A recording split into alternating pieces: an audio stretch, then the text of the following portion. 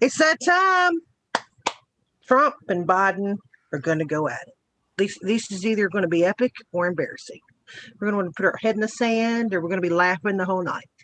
We started a little early because Q's been posting today, and of course I got breaking here that always goes over Q post really well, and he has some other news he wants to go over.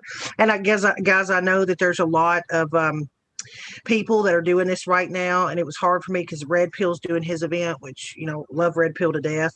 But we even have Pixels that's there, so he's going to be probably calling in, going to try to through Zoom and say hi to us. By the way, before Breaking says hello, I just need to make sure everyone's aware that Eyes Wide Open, aka Pam, she's in the Smokies for 10 days, sitting by a river, eating marshmallows. And I just want to hope that she's having fun and she's out there. I'm going to give her a little bit of a hard time because I keep telling her, you know, take her vacation, but God love her. I just want to give her a shout out. So sorry, Breaking, go for it. Say hello. It was a long-winded hello. After the long epilogue into this dialogue, intrologue, whatever you want to call it, finally get a chance to talk. Good Lord, holy moly! Listen. You want to be in Breaking tonight, y'all. Y'all might not need to wait for Trump, Biden. That's something to say. Yeah.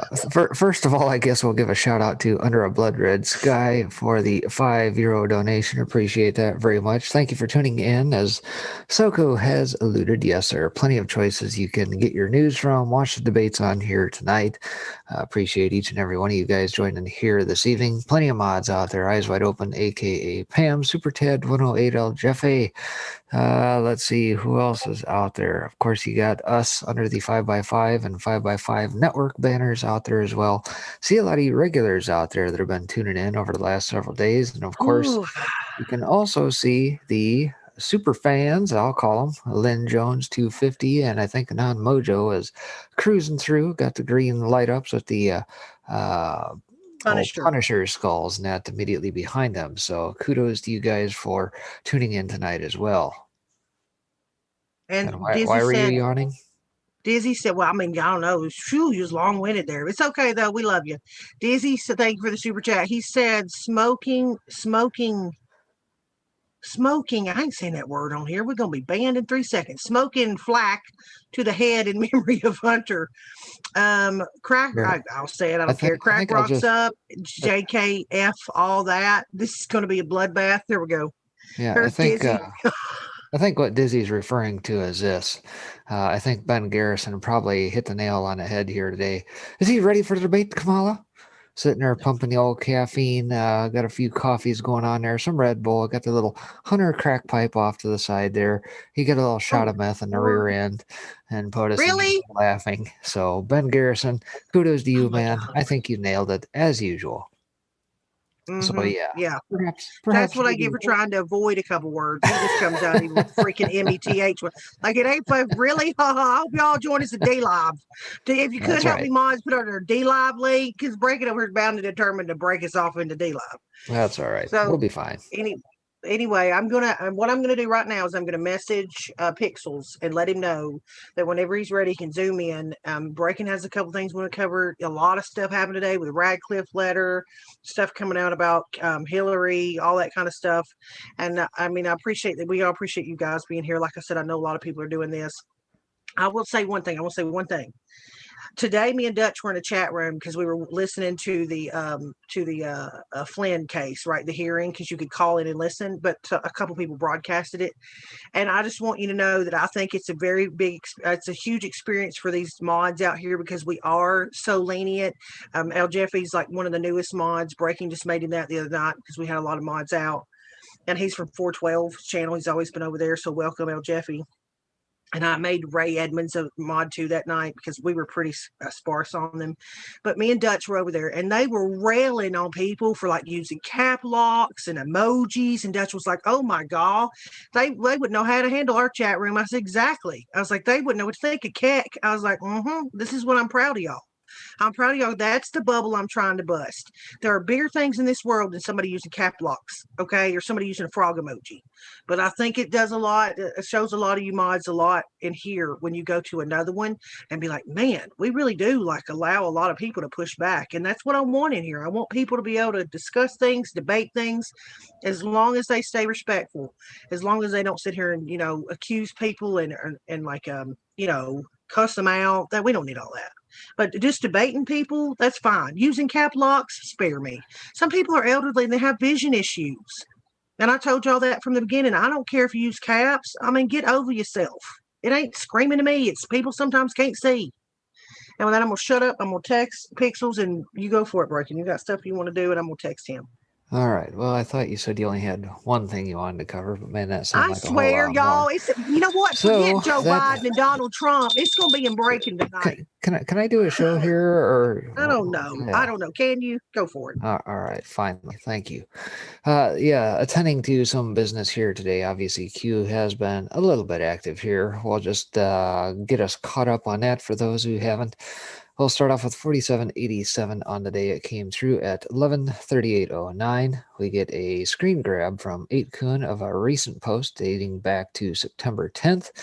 Talking about the debates. You got three scenarios here, right? You got one, Biden camp will find excuse/reason to terminate. Two, Biden camp will be provided the questions ahead of time. And three, Biden camp will be provided the questions ahead of time and assistance in the form of a special communication device. Q. And of course, we get some pictures in that here. It shows old creepy Uncle Joe. Oh, hey, what's going on with your ear there? What's that? Oh, little close up. Oh, what's this guy right here? That's interesting. Fox News and Q says number 3. Q, obviously, going to have the old Hillary special device, just like she did in 2016.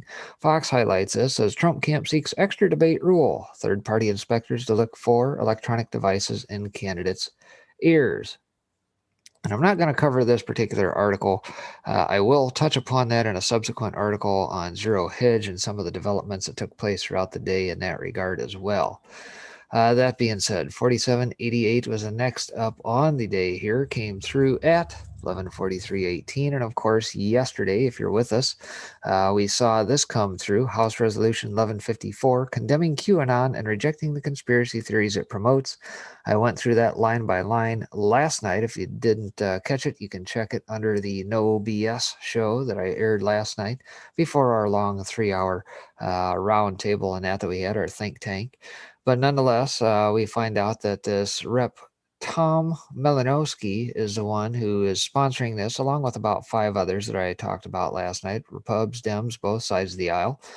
And then, of course, Q comes back with this, says, NRCC press update. Tom Malinowski lobbied to protect sexual predators. This dating back to August 6th.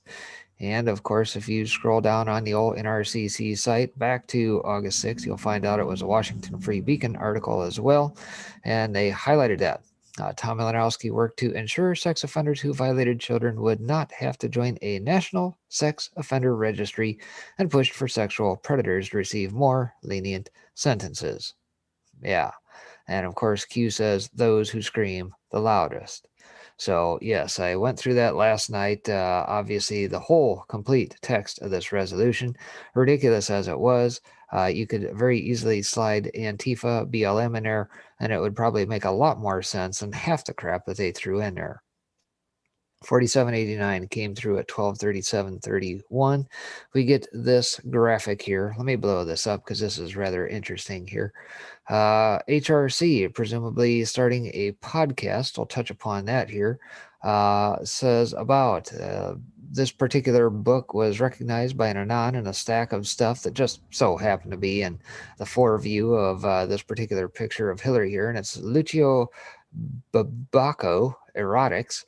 And just to find out a little bit about this Lucio Babacco works in glass, are unparalleled examples of extraordinary Venetian flame technique, a witty play with the borders of kitsch and biblical and carnivalesque iconography. Masterful glass art from Murano. Most of the subjects of Lucio Babacco, born in 1957, glass art are provocative and polarizing. And of course, you can read through that, just a short description of this. Don't take that down yet. Well, I'm just saying, before you take it down. Well, I think the key thing to highlight here is here's some of the pictures of these glass figures and artwork and that supposedly this guy has created. The very first thing that I thought of was all of the various sculptures and that people like Tony Podesta had hanging in his villa once upon a time. Perhaps still there. But I'm just going to point out the first one. if that's not devil horns and a devil goatee, and if that's not the devil, and then the other one has a tail, and I mean you can only imagine what they're doing. I mean that's about perfect for Hillary Clinton. She's gonna be out there like Alyssa Milano complaining she can't get 5,000 subs. Yeah. And so That's pretty sad. basically what it amounted to is that podcast yesterday, internet or intentional or careless, Q.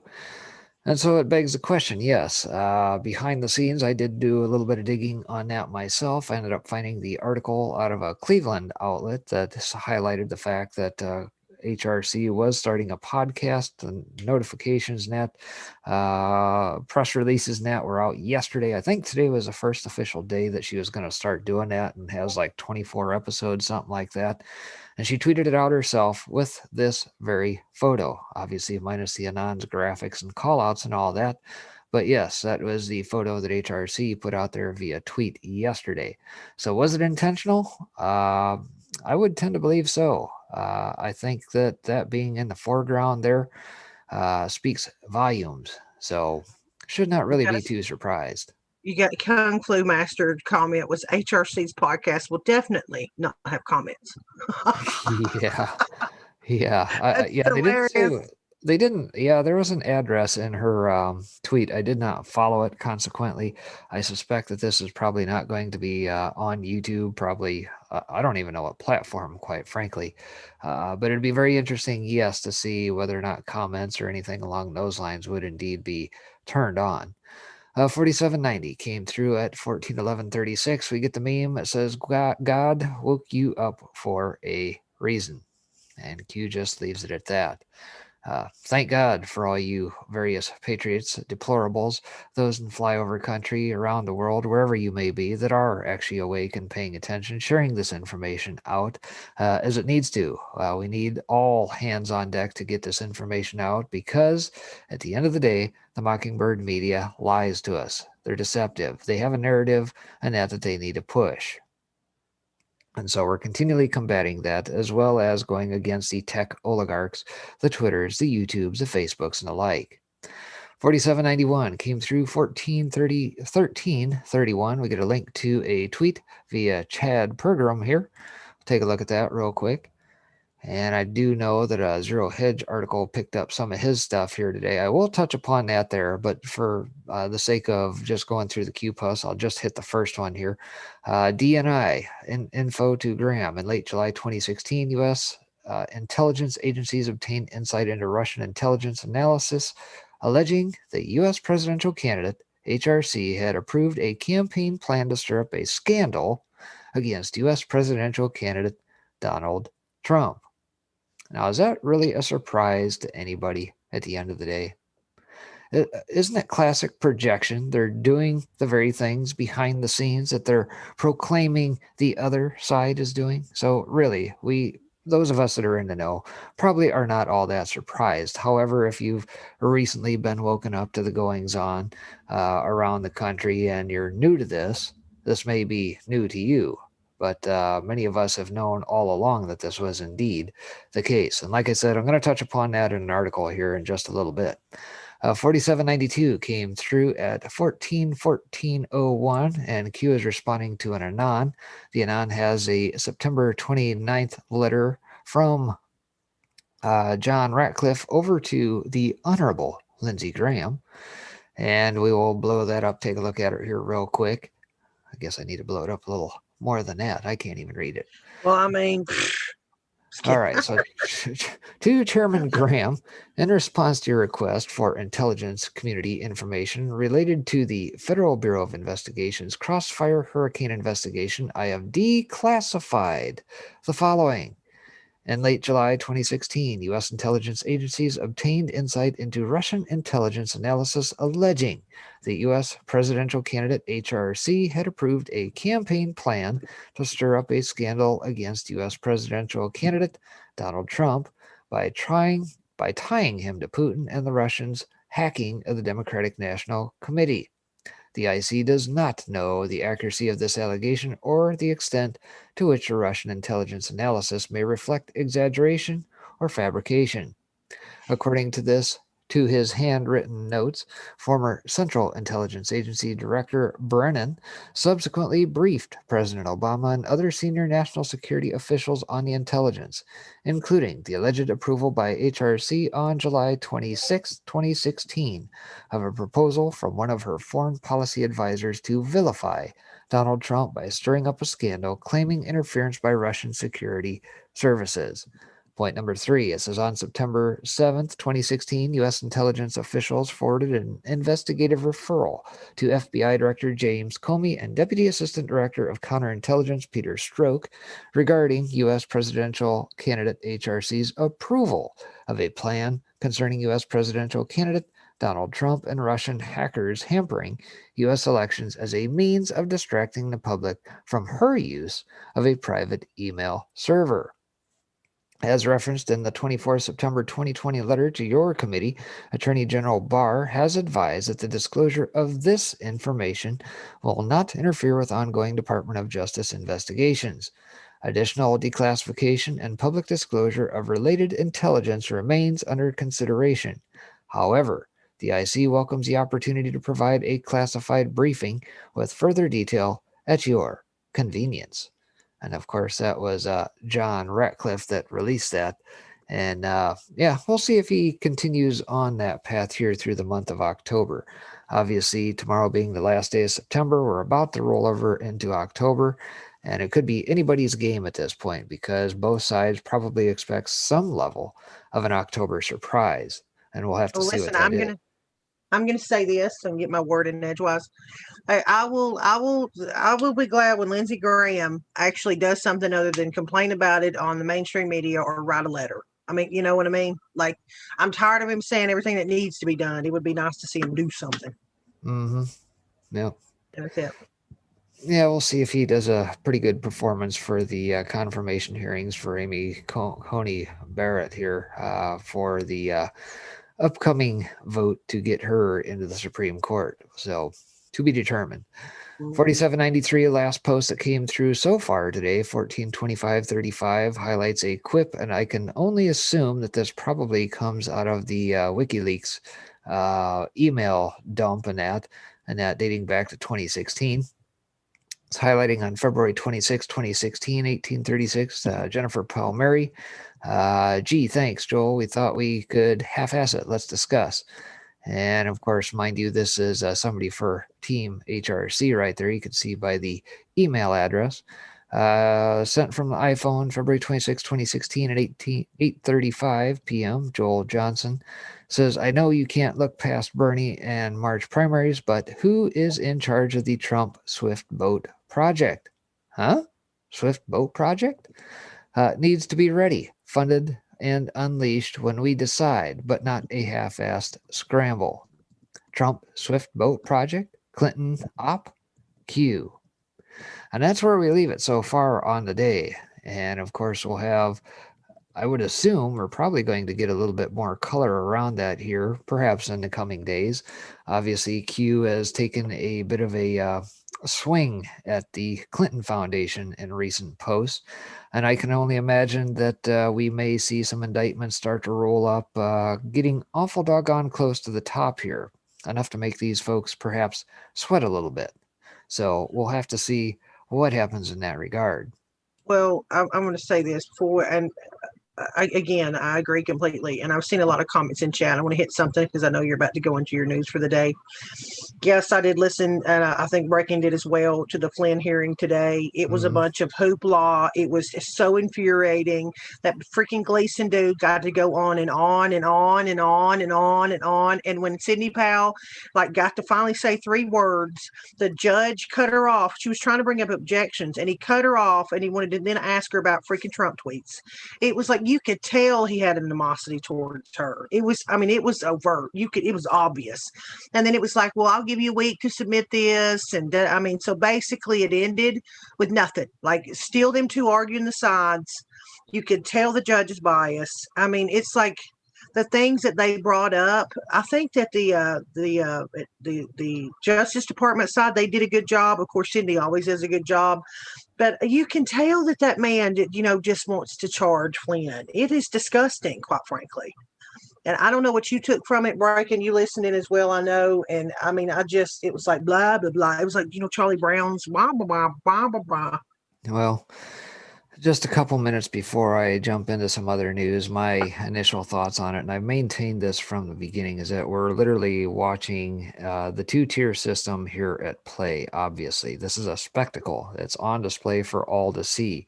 And of course, it's operating nothing like what the justice system should operate as, right? If you think of it this way, obviously, if you have a prosecutor who is bringing charges against somebody and you have somebody on the opposing side as the defense, if one of those parties happens to walk away, in this case being the prosecution, and says, we're going to walk away from it, then technically there's no controversy before the court. And that issue was brought up here today.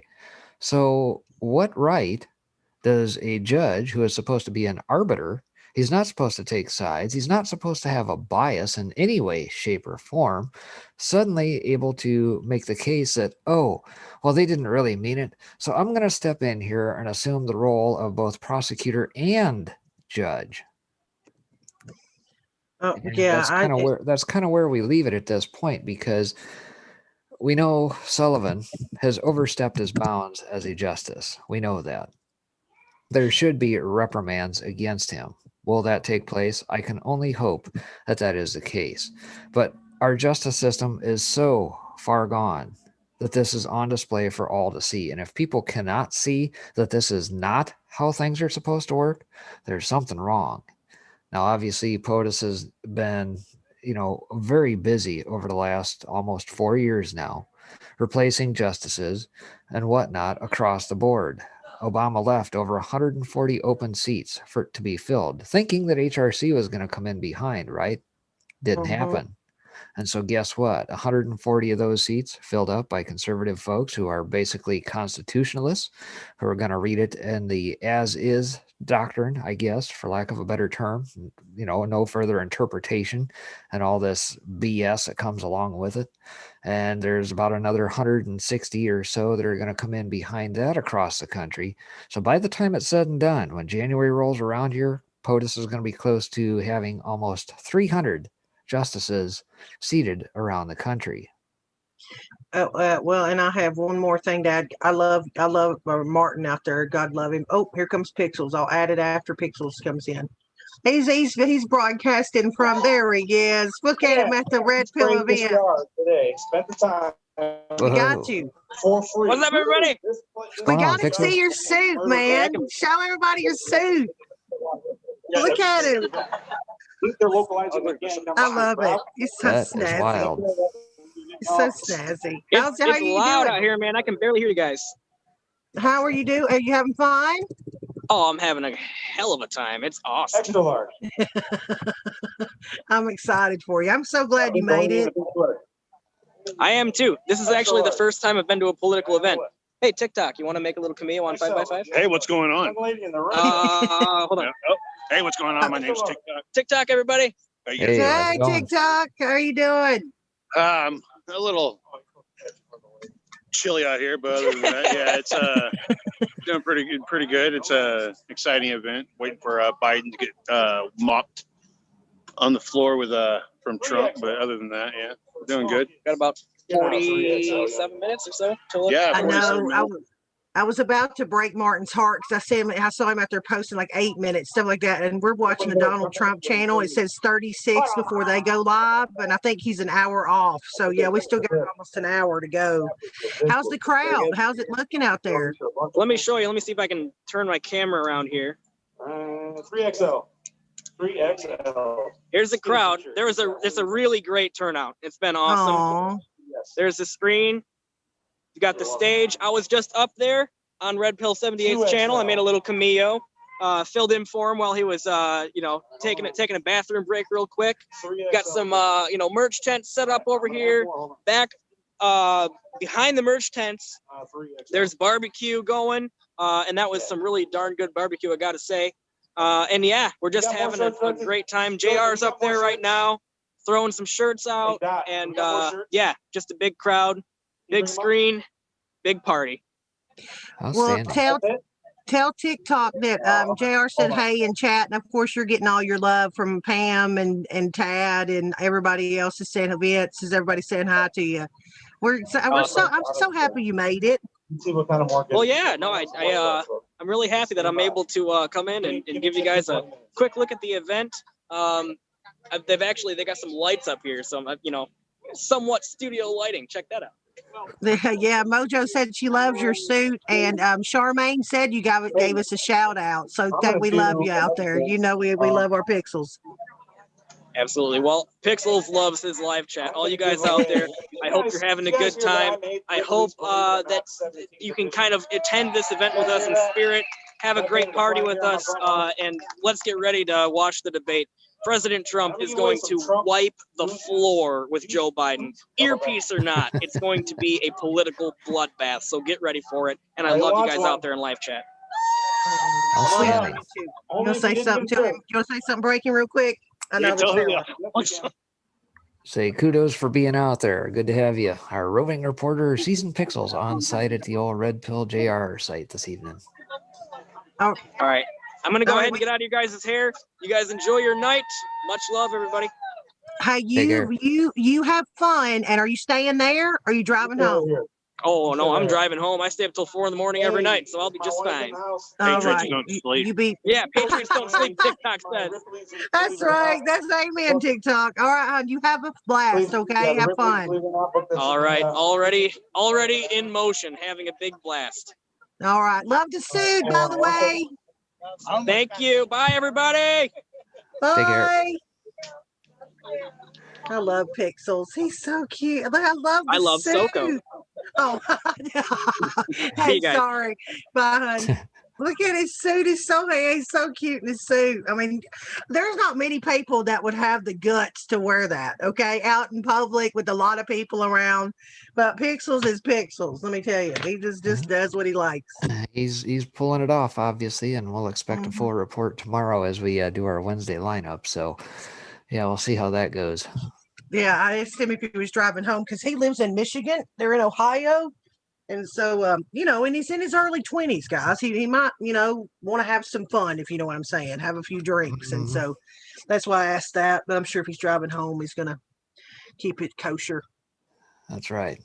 So I guess maybe in keeping with the spirit of perhaps where Pixels is at this evening, maybe I'll start with this one here. We'll talk about the old presidential debate bingo. Of course, every time one of these happens, the post-presidential debate bingo 2020 play along during Trump-Biden tonight. If you've not been over to the New York Post here today, they've got a downloadable, printable bingo sheet in that you can use. Sign up for our special edition newsletter to get all that stuff. So let's go over some of the terms that they have. China virus, tax returns, hunter, fake news, vaccine, rigged, malarkey, pre-existing conditions, law and order, Sleepy Joe, Russia, Ruth Bader Ginsburg, Ukraine, build back better, the wall, huge, Scranton, keep America great again, Obamacare, we'll see what happens, crooked Hillary, Antifa, Putin, hoax. I think there's a couple other variations of that in here as well, card 2, card 3, card 4. And the one I'm kind of surprised that was not on there and would expect to see on there is, come on, man. And may have to add that one at the center. That. You got to share that. Yeah, out there. I can go ahead and drop the link out there. You guys can have a little fun with that here this evening. I don't think they've necessarily said what you win if you get your 5 in a row or however many times one is hit upon. I don't know. Use your favorite beverage of choice. I'll just put it that way. We got to do that, chat. Okay, while Breaking is talking about his new. The next thing that he wants to bring up, got my pad of paper here, and we're gonna have. What do you think? Like 3 or 4 words that if it comes up, then you have to consume. If that's what you're choosing to do tonight, that's what we should do. And hey, man is a good one, by the way. I don't know Russia. That y'all would probably not be able to watch the first 20 minutes if Russia gets brought up. So I want y'all to tell me what's good words, or what do you think, Breaking? Sleepy Joe. Well, there's that one. So we got. I think we got to think on POTUS's side. Do you want to give Biden a word? Corn pop. What's up, corn pop? You are Kung Flu Master, but see, you're on it tonight with with a couple things I've read and put in chat. It's hilarious. That's right. On mute. Oh, Greeny said on mute. Okay, so what do we do? Okay, Sleepy Joe's a good one. I don't know. For some reason, I feel like Russia. Russia's a good one, but I don't know if people's gonna probably. be able to handle that. Come on, Yeah, y'all, help me. I suppose if we hit upon Russia too much, you get a little bit of that Ruski vodka, and you'd be done by midway through the debate, I would imagine. Tax returns, basement, Tax hairy returns. legs. That's a good one. There you go. Oh my God, y'all. Good luck with that. Tax returns. Okay, basement. Yeah. Hairy legs. Oy. I'm thinking they'd give Coldplay his own comedy show. Okay, where's Hunter? Oh, that's another one. All right. Yep, vaccines. Yeah. Okay. Well, while you're doing come that, on, man. Yeah, that's what I'm going to do. I'm going to look. I'm going to take a few of them down, and I'm going to let him go on. So I've got Sleepy Joe, Russia tax returns. I think I'll write down. Come on, man. Is another one. Okay. that's We right. got it. We got 4. All right, go ahead. Sorry. All right, so while all that is going on, some interesting articles come through, all in the spirit of the debate here today. Trump campaign releases 17 questions Joe Biden must answer in the debate. And I guess I kind of posited back on one of our boards here shortly after that came out and said maybe the headline should have read 17 questions that won't be asked by Chris Wallace. I think that's probably more of an apropos headline. Says if you're looking for a list of things President Trump is likely to hammer Joe Biden over during tonight's debate, his campaign has published a list of 17 questions that Joe Biden must answer in that debate. They range from the $3.5 million wire transfer Hunter Biden received from a Russian billionaire who was married to the former mayor of Moscow, to Biden claiming he got started at Delaware State, an historically black college that says he never attended, to Supreme Court nominees and court packing. Here's the full list. So number 1 says your son, Hunter Biden, received a $3.5 million wire transfer from a Russian billionaire who was married to the former mayor of Moscow. He also had a joint bank account with a Chinese national that financed $100,000 in credit card purchases around the world. This all happened while you were VP. Why would people connected to the Russian and Chinese governments want to give your son millions of dollars? Very good question, right? Number 2, you recently said you got started at Delaware State University, an HBCU. The school says they have no record of you ever attending. What did you major in there? In June, you said you were vetting your own potential Supreme Court picks and promised you would release your own list. Now you say you won't release a list. Why go back on your pledge? Number 4, your running mate, Kamala Harris, #HeelsUp, said last year that she was open to adding as many as 4 seats to the Supreme Court. Now, more leading Democrats are saying your party should pack the Supreme Court if they get the chance. Are you refusing to answer whether you will go along with this radical plan because you are too weak to stand up to it? In January 2017, you said that Democrats should not block President Trump's nominees for the Supreme Court. You said you believe the Constitution requires the Senate to give the nominee a hearing and a vote. In 2016, you said would go forward with the confirmation process of a Supreme Court nominee even a few months before a presidential election, just as the Constitution requires. Now you say the Constitution requires the exact opposite. How do you reconcile that change? Number 6, in 2008, you promised Americans that if they made less than $250K, they would not pay a penny more in taxes. You broke that promise and imposed new taxes that directly impacted middle-class Americans. Now you're claiming you won't raise taxes on anyone making more than $400,000. Why should voters believe you now, especially since you said you will reinstate the individual mandate tax? Number 7, as VP, you oversaw the weakest economic recovery since the Great Depression. What would you do differently if you were elected? Number 8, your plan would raise the U.S. business tax rate higher than China's rate. Won't that make it more expensive for companies to do business in America and ultimately send jobs overseas? Well, the reason they call him Beijing Biden, right? Number 9, President Trump imposed restrictions on travel from China on January 31st to combat the spread of the coronavirus. Why did it take you 2 months to say you supported that decision? Number 10, in 2008, you and Barack Obama promised to fully fund the federal COPS program, which provides resources to local law enforcement. But funding for this program was cut while you were vice president, despite your promise. Why did you fail to keep your word? Number 11, earlier this year, your campaign staff donated money to the Minnesota Freedom Fund, an organization that bailed out of a jail a writer who shot at police officers and other violent criminals and sexual predators. Your running mate, Kamala Harris, also urged people to donate to that organization and is still raising money for it. Do you condone that? Number 12.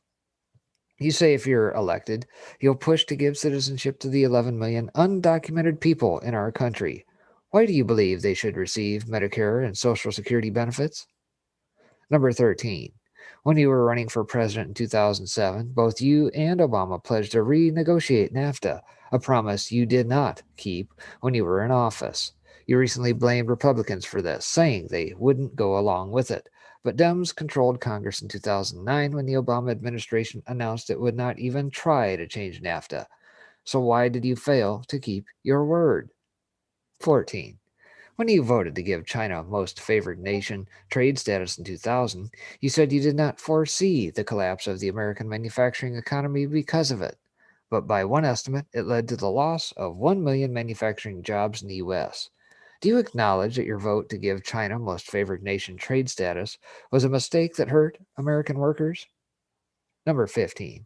The 2009 H1N1 swine flu pandemic infected 60 million Americans when you were VP, and the federal government depleted its strategic stockpile of N95 masks in response. A fact check by USA Today found that your administration made no effort to replenish the stockpile of masks, despite warnings from experts. Do you accept responsibility for that failure, which left America unprepared for another pandemic? Your campaign says it is a lie that the Biden-Harris ticket is the most radically pro-abortion ticket in U.S. history. Are there any restrictions on abortion that you support? And if so, please be specific. You said the N-word 13 times during a 1985 nomination fight when you were quoting something attributed to someone else. Do you think that was appropriate to do? Is that the only time you've said the N-word? And so it'll be interesting to see whether or not any of those questions get asked, derivations thereof. Chris Wallace, in passing by POTUS or otherwise. Oh, I can't wait. And what do you I think? can't wait. I mean, I love to hear you talk breaking. I do. I mean, you bring some really, but I'm sitting over like, my God, how much more long we got? Like, I want to see him. It's horrible. I love old people, but I'm like over here going, what if he's going to fall down? What if he's going to have a chair? It's horrible. I'm sorry. Keep going. I'm like, come on, 20 minutes. Yeah. And of course, as the day has gone on here, obviously, many of us in the last week or so predicted that perhaps this wasn't going to take place. Something would take place either with him or Hunter that would prevent the debate from happening. We get this here today. Trump campaign rejects Biden request for debate break every 30 minutes, demands for earpiece inspections. Of course, Q highlights that via pictures and that as well. This was updated this afternoon. New York Post Ebony Bowden reports, despite agreeing to earpiece inspection days ago, the Biden campaign has now refused. Aha, so vindication for point number 3 that Q called clear back on September 10th, right? Joe Biden's campaign agreed to an inspection for electronic earpieces at tonight's debate several days ago, but are now declining, a source familiar tells me. And of course, all this earpiece malarkey, just nonsense, you decide. Of course, you remember back in 2016, old HRC had her little piece right there. James Woods highlights this. WikiLeaks, Huma Abedin, Hillary Clinton from September 23rd, 2009, says, did you take your earpiece or do I need to get it? Wonder why that would be. And of course, Paul Joseph Watson over at Summit News highlighted this. According to Fox News, the Biden campaign requested a break after every 30 minutes of tonight's upcoming debate, but Team Trump rejected the proposal. The Trump campaign also reportedly asked for earpieces to be inspected to ensure Biden wasn't being fed lines by his staffers. And there we get the tweet from Ian Michaels Chong there. It says this followed an embarrassing incident last week when Biden appeared to be reading from a teleprompter during a Telemundo interview, a claim that Biden campaign denied. And it says the news about Biden requesting a break every half an hour is sure to amplify concerns amongst his supporters that the former VP cannot last the pace. Yeah, so it's going to be very interesting to see what comes of that as well. And, of course, not to be outdone today, aside from all of the stuff going on back and forth ahead of the debate, we get some news by way of the Clinton side of things, HRC. Interesting article out of American Thinker today. It says, ignoring Clinton charity frauds to attack Trump for paying taxes. And of course, it's a nice little boomerang, if you will, from the hit piece that the New York Times put out here a couple days ago. Their 10,000-word article on that castigating Trump for his taxes and how little he's paid. Boom, right back at you. And this, of course, by Charles Ortel. Charles Ortel has been on them for years, folks. He's got the goods on these guys, got data, immense amounts of data, done a lot of writing about the HRC and Clinton Foundation and that over the years. And you know what? You don't see a lot of people reference American Thinker a lot, but I see you read them. So, I mean, I think they're a pretty good source, wouldn't you say? Maybe they need to get a little bit more airtime. Maybe I'll check them out more because I'm one of the worst. Zero Hedge pulls them in regularly from around the web, but yeah, it's definitely a good source. They've got a lot of good writers, contributors, and that, a lot of good things to say, and urge folks to check them out. And if it resonates, then yeah, stick with them. So yesterday, the New York Times published their 10,000 empty words on Donald Trump's taxes, a barrage of self-inflicted wounds, gutting the integrity of the editorial staff and management of this publicly traded yet family-influenced company. Yet it was not an effective indictment of any Trump family member. It is not a crime to offset losses against income, a fact that has been true for decades, and it is profit-seeking businesses and their owners and employees that produce the bulk of taxable income, yielding revenues needed to defray expenses of government. Over decades, generations of Trumps employed thousands of New Yorkers, directly and indirectly producing incomes and spending that filled tax coffers at federal, state, city, and county level. But instead of cultivating the Trump family and other profit seekers, city and state government officials decided to persecute them, something Mayor de Blasio and Governor Cuomo seemingly delight in doing. And of course, the welcome mat for grifters. While the Trump family hails from the Empire State, Bill and Hillary Clinton formally arrived there officially as a pair of carpetbaggers from D.C. in 2001, having plucked their previous domiciles clean, after they left the White House broke, right? Like her predecessor, Eric Schneiderman, New York Attorney General Tish James relentlessly pounds the Trump family for charity offenses, but so far has turned a blind eye to the biggest illegal enrichment scheme using charities since Tammany Hall. Meanwhile, editors at the New York Times refused to look through publicly available filings concerning a supposed charity now called the Bill, Hillary, and Chelsea Clinton Foundation that began hustling in New York in 1998 while the Clintons and their lawyers needed vast sums to fend off impeachment and pay overdue legal bills. When it comes to the Trumps, authorities enforce strict laws regulating charities and their money-raising appeals, but not so for the Clintons. This is especially true of Robert Mueller and James Comey, who missed the early period of Clinton charity fraud when they investigated the Clinton Foundation with grand juries from 2001 to 2005, according to documents available online at the FBI Vault website. Ding, ding, ding. Remember what we just got yesterday, right? The FBI Vault on William Jefferson Clinton, 3 parts. Yeah. Don't bite the hand that feeds you, I think was the next line in that Q post, if I recall. It says by 2005, Bill Clinton boasted in the paperback edition of this book on page 958 that he spent time since January 2001 building my library in Arkansas and my foundation in Harlem. But hard facts suggest otherwise. Documents available in Arkansas and on the Clinton Foundation website prove that the original entity, the William J. Clinton Presidential Foundation, operated from 23rd of October 1997 through the 22nd of December 1997 without adopting bylaws in violation of Arkansas state law. This is not a minor technical matter. And I think I'll just break from that there just because this does go on for a little while. Again, Charles Ortel breaking this down does a very good job, ties right into exactly what Q is talking about yesterday.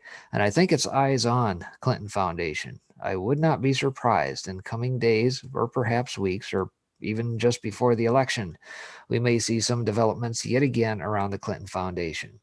Will it necessarily ensnare Bill, Hillary, Chelsea? I doubt it. I think they'll be the type that'll be saved for last. I would not be surprised if you see some of their lower level folks and that who run the actual foundation. As Q alluded to yesterday, pay attention in the IRS forms in that 101 pager, all the various folks, the salaries, etc. Perhaps they will probably be ones that might get rickrolled. And of course, we'll see what happens there. All right. Do you have much more to go? Because there was one thing I wanted to bring up about the I got a couple the more voter here stuff. just So before. because we only have about 15 minutes, I think, Yep. until they go. So I wanted to. So aside from that, real quick, I'll get through this one. Hillary Clinton accused of approving scheme to smear Trump with Russia accusations. And of course, this article is updated from earlier as well. The online sleuths at the Last Refuge, which is a conservative treehouse, are already connecting dots between when the Trump-Russia allegation surfaced and the newly released briefing timeline. This highlights this is additionally important for a specific reference point. Clinton ally and former acting CIA Director Mike Morrell first published the Clinton-created Russia narrative in the New York Times less than a week after this July 26, 2016 briefing by Brennan. And here we get a tweet from Cicero Consultancy highlighting the letter. The Last Refuge continues dates matter, August 5th, 2016. In the intelligence business, we would say that Mr. Putin had recruited Mr. Trump as an unwitting agent of the Russian Federation. And that's a piece out of the New York Times. The Reckoning says this. This conversation between @Jake Tapper and Robbie Mook happened on July 25th. And we get that. And of course, I think Sean Davis over at the Federalist had this to say. Says today's declassification confirms that from the beginning, the FBI knew its anti-Trump investigation was based entirely on Russian disinformation. Brennan and Comey were personally warned. They responded by fabricating evidence and defrauding the courts. And there we get the judiciary piece right there. Ben Telmej says Alexander Vindman was working at the U.S. Embassy in Moscow when the wife of former mayor wired $3.5 million to Hunter Biden right before Russia took Crimea.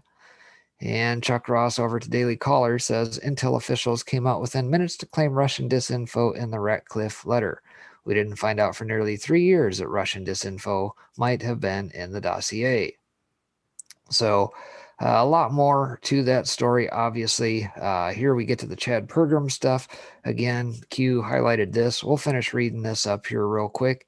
Part 2 of that from Pergram says the DNI infogram by tying him to Putin and the Russians hacking of the DNC. The IC does not know the accuracy of this allegation or the extent to which the Russian intelligence analysis may reflect. Oops, didn't mean to do that.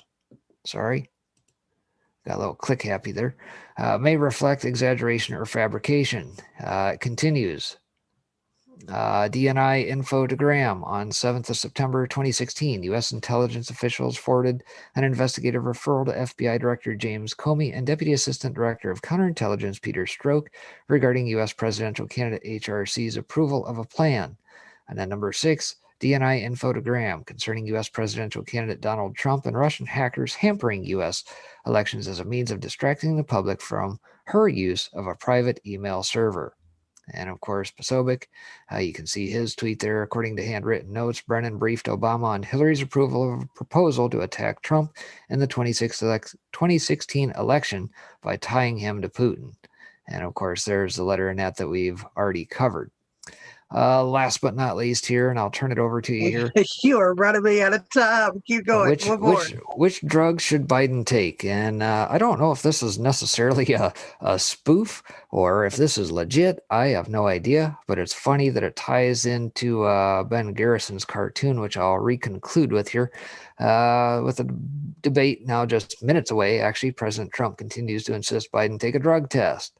So the questions are, what is he on, or what is he potentially going to take? Fortunately, Cockburn is a writer, which means he has countless friends who are perpetually in one sort of drug-induced haze or another. They quickly supplied suggestions.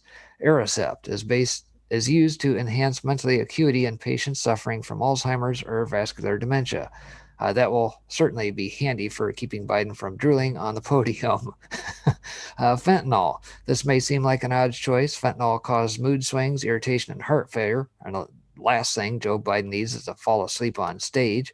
Ecstasy, arriving Tuesday night, amped and MDMA would offer a host of benefits to Biden, keeping him cheerful and upbeat for the cameras. But if he's caught, he can easily pivot in a positive direction by taking a party drug. Steroids, not well known, but then Senator Biden also played a key role in banning the recreational use of anabolic steroids. And then adrenochrome, interestingly enough, Hunter Thompson's favorite, would provide a mountain of psychological benefits to Biden by inducing thought disorder and derealization. Biden will cease to believe physical reality.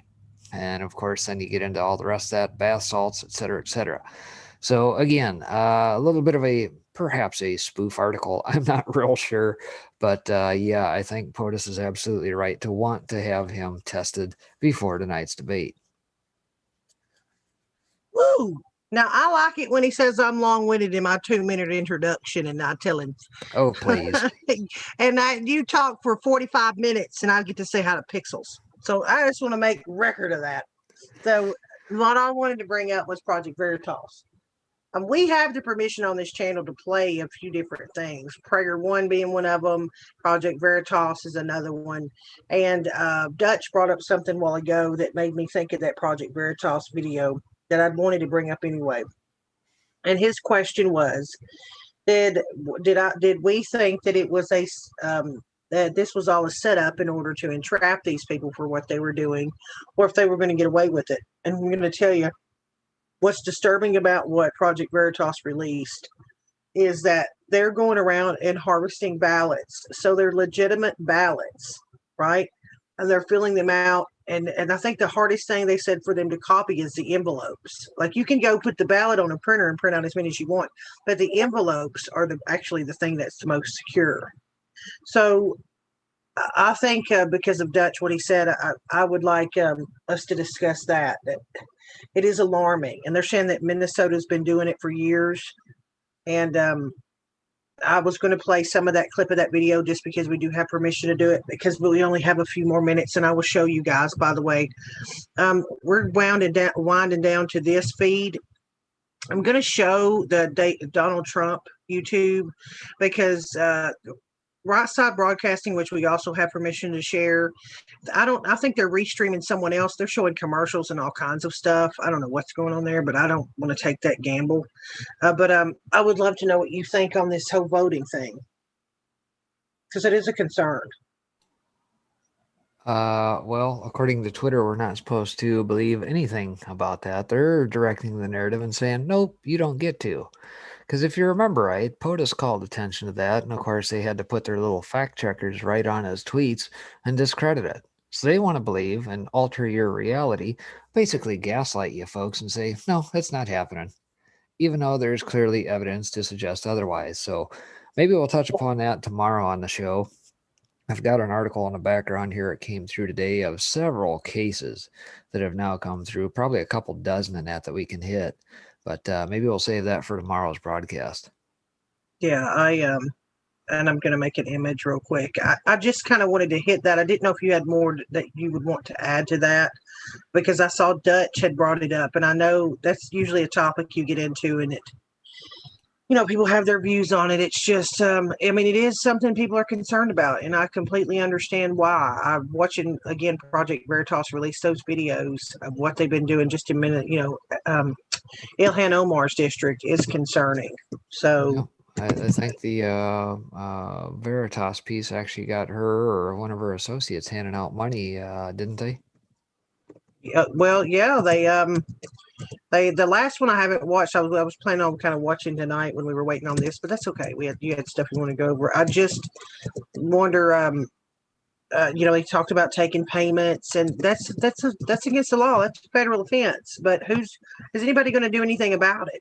That's the only thing I'm completely frustrated with, and I do not mind saying over and over again, is that these people that'll say, oh, look at all these people breaking the law, look at all these people breaking the law, but when it comes right down to the brass tacks, it's up to them to prosecute them. And then all we see is letters. Oh, look, I'm going to send a letter here, or look, I'm going to send a letter there. Stop sending letters and file charges.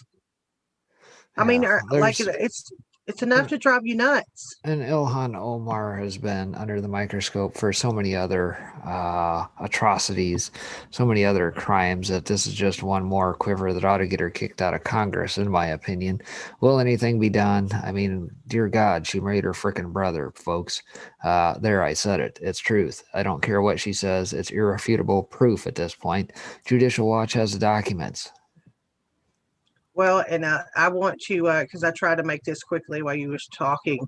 These are the 4 words I pulled out from the list of you guys out there. If that's the kind of game you want to play, if you hear Russia or tax returns or come on, man, or China, then, hopefully we're not scooping you off the floor, in the 15 minutes it's going to take this debate to happen.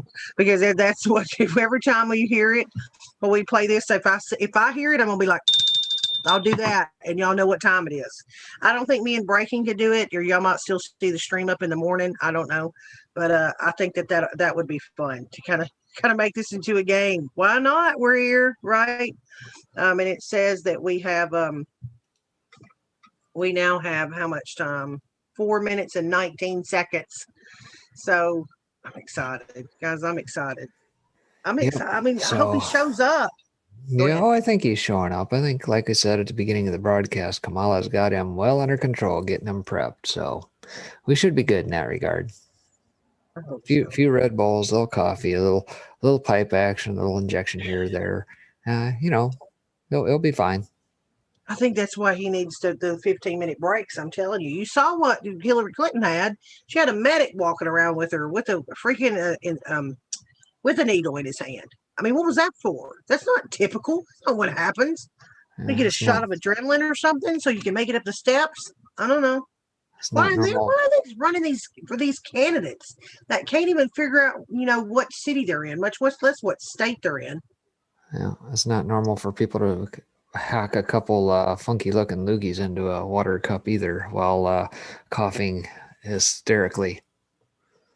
Well, I think I'm going to join it since I have you here and I know you're sober, Spectre.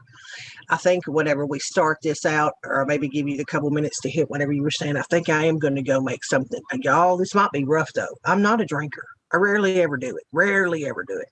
But I feel like if the chat's going to do it, then if you can't beat them, join them. But this could be in bad because I'm a sober Sally most of the time. Oh boy. But I'm saying, why not? It's presidential debates. I'm going to mute up. I'm going to go make something. We'll just warn you guys tomorrow, folks, when the stream starts. It may just be the Spectre show. Breaking's all by itself. You know where Soko's at, snoring in the corner. That's right. You talk for a couple minutes. I'm gonna go do this. Just on the fly, guys. This could end badly. So I'll be right back. Outstanding.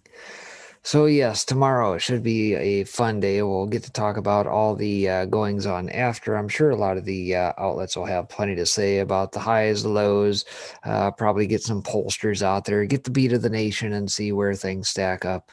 How many of you guys saw the article out there today about Elon Musk saying, hey, I'm still a bit of a skeptic here. I'm going to wait and see what happens until after the debates tonight to formally decide whether Trump gets my vote or Hunter, if creepy Uncle Joe gets my vote.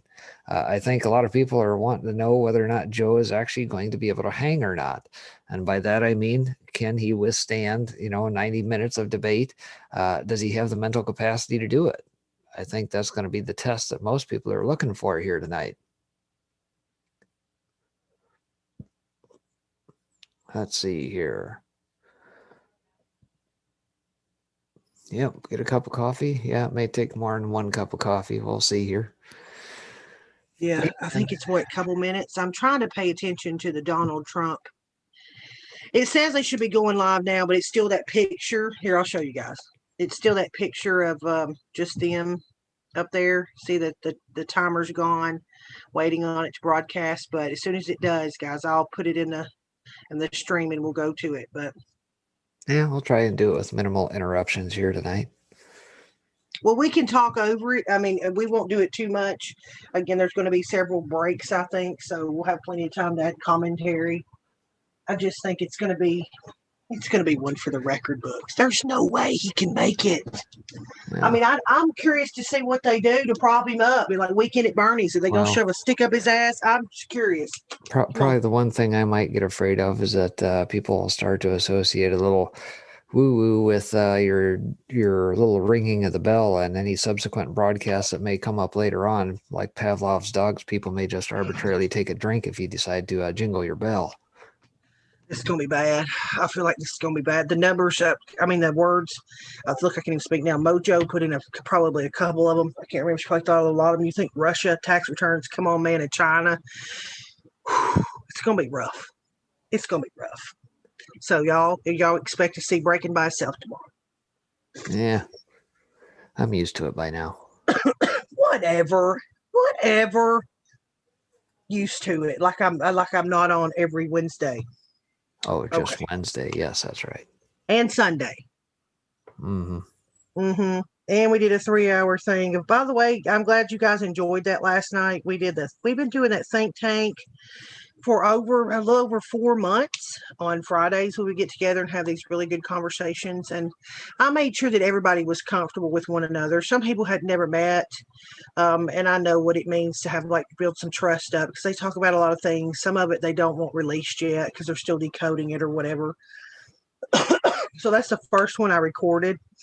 And if you haven't seen it, if you go look on the channel, you'll see it. It's titled Think Tank, and it's got me and Breaking and Homesteader and Pinata and Kiwi and TMC.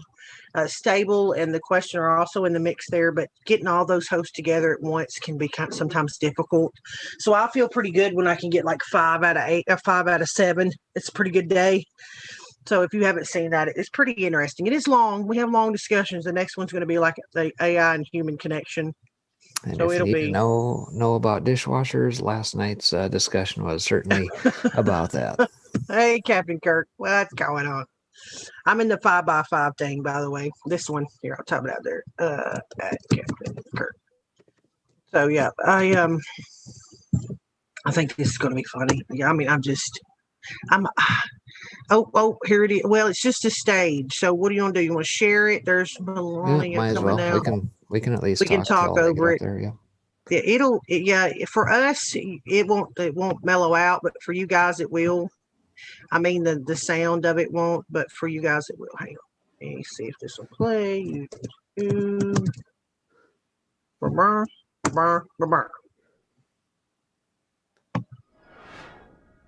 There we go. It should pop up next to us if everything's working properly.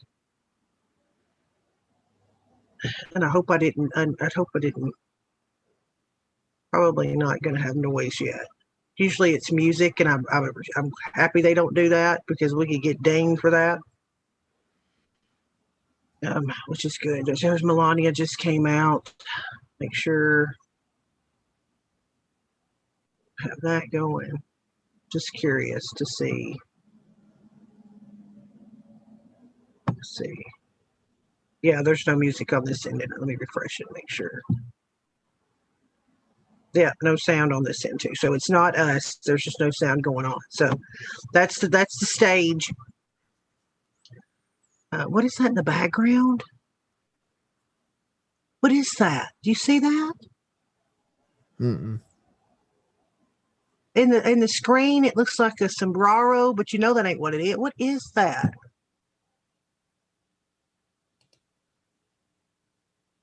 See, in the blue, it's got a blue background. It's got something funky in the foreground. It's probably going to be something. It looks like there's a flag on the bottom. But that doesn't. I guess maybe that's an eagle. They need a new graphic designer. We need to let them borrow ours for a day if that's what they got. If that's what they're coming up with. Oh no, that's horrible looking. And then we can. That's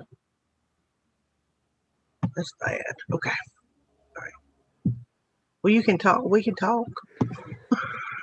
Oh, being you ran me out of gas and says that I talk too much for 45 Oh, minutes, I figured I'd just I ran you out of gas. You hear this? He gives me crap about Wednesday, and then he tells me I ran him out of gas.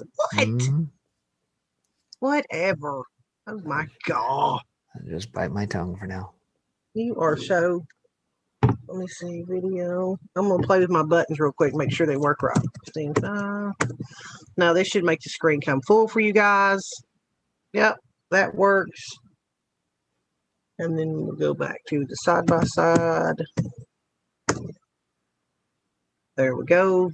And y'all tell us. I probably would think y'all would rather hear it when it's being played. We'll make it full screen so you can hear it. You might hear my little in the background because if I hear the word, and it's not in a crucial moment. Now, I don't like it when people. I was watching one chat. Dutch knows this. Me and Dutch were kind of hanging out today when the Flynn thing was going on. But it was like that Gleason guy was talking and talking and talking and talking and talking. And the guy was quiet the whole time. And as soon as Sidney Powell finally got to say 3 words, he started flipping. He started freaking talking. And it was like, shut up. She finally got to talk. Shut up. But he talked halfway through her. All right. Chris Wallace is up here. Here we go. He's not saying anything, though. Oh, there we go. SARS not making noise.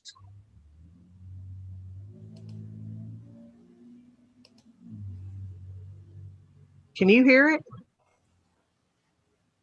Breaking. I don't think we'll be able to hear it unless you allow it to play on the YouTube side and catch it there. Good evening from the Health Education. So we should be hearing what I'm playing right now that's next to us. And the Cleveland Clinic. I'm Chris Wallace of Fox News, and I welcome you to the first of the 2020 presidential debates between President Donald J. Trump and former Vice President. Yeah, it's not coming. No, it's fine. It's coming through. Sounds low. No, it's not. You look at chat. It's low. You might need to crank up your volume. Yeah, it's almost at max. It's pretty high up, but I will. Discussion for the rest of each segment. Both campaigns have agreed to these rules. For the So low. decided the topics and the questions in each topic, I can assure with the commission or the 2 candidates.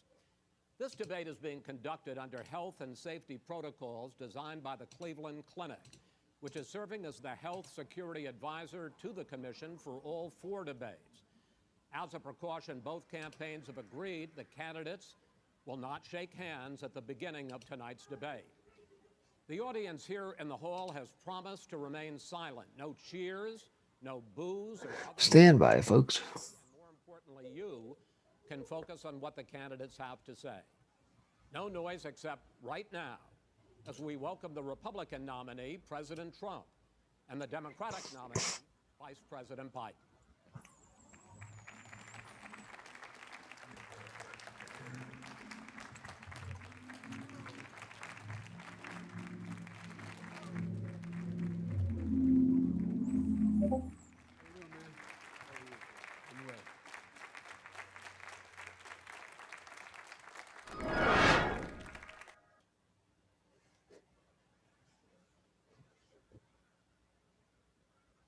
You say that We're going to switch. it's clear about your obligation and the Senate's to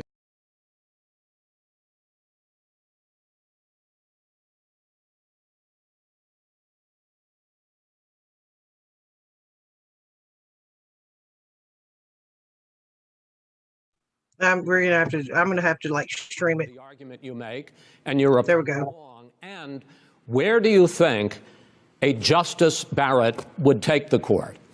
President Trump, in this first segment, you go first, 2 minutes. Thank you very much, Chris. I will tell you very simply, we won the election.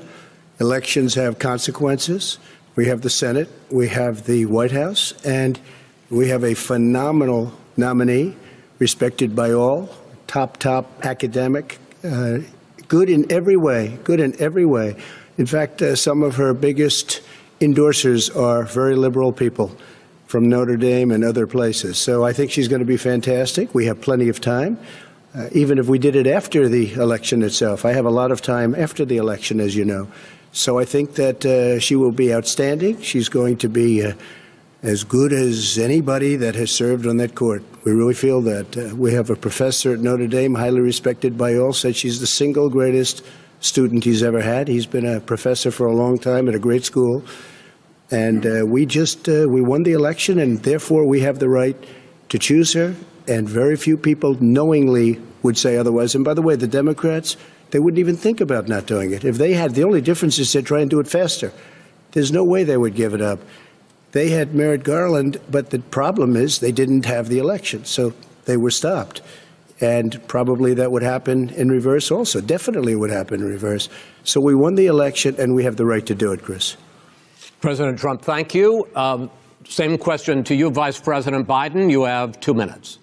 Well, first of all, thank you for doing this, and looking forward to this, Mr. President. Thank you, Joe. The American people have a right to have a say in who the Supreme Court nominee is. And that say occurs when they vote for a United States senators and when they vote for the President of the United States. They're not going to get that chance now because we're in the middle of an election already. The election has already started. Tens of thousands of people have already voted.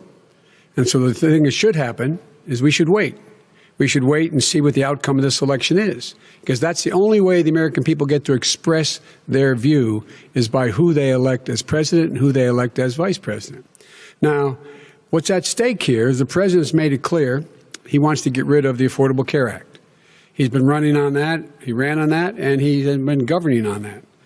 He's in the Supreme Court right now trying to get rid of the Affordable Care Act, which will strip 20 million people from having insurance, health insurance now, if it goes into court, and the justice, and I have nothing. I'm not opposed to the justice. She seems like a very fine person, but she's written before she went on the bench, which is her right, that she thinks that the Affordable Care Act is not constitutional.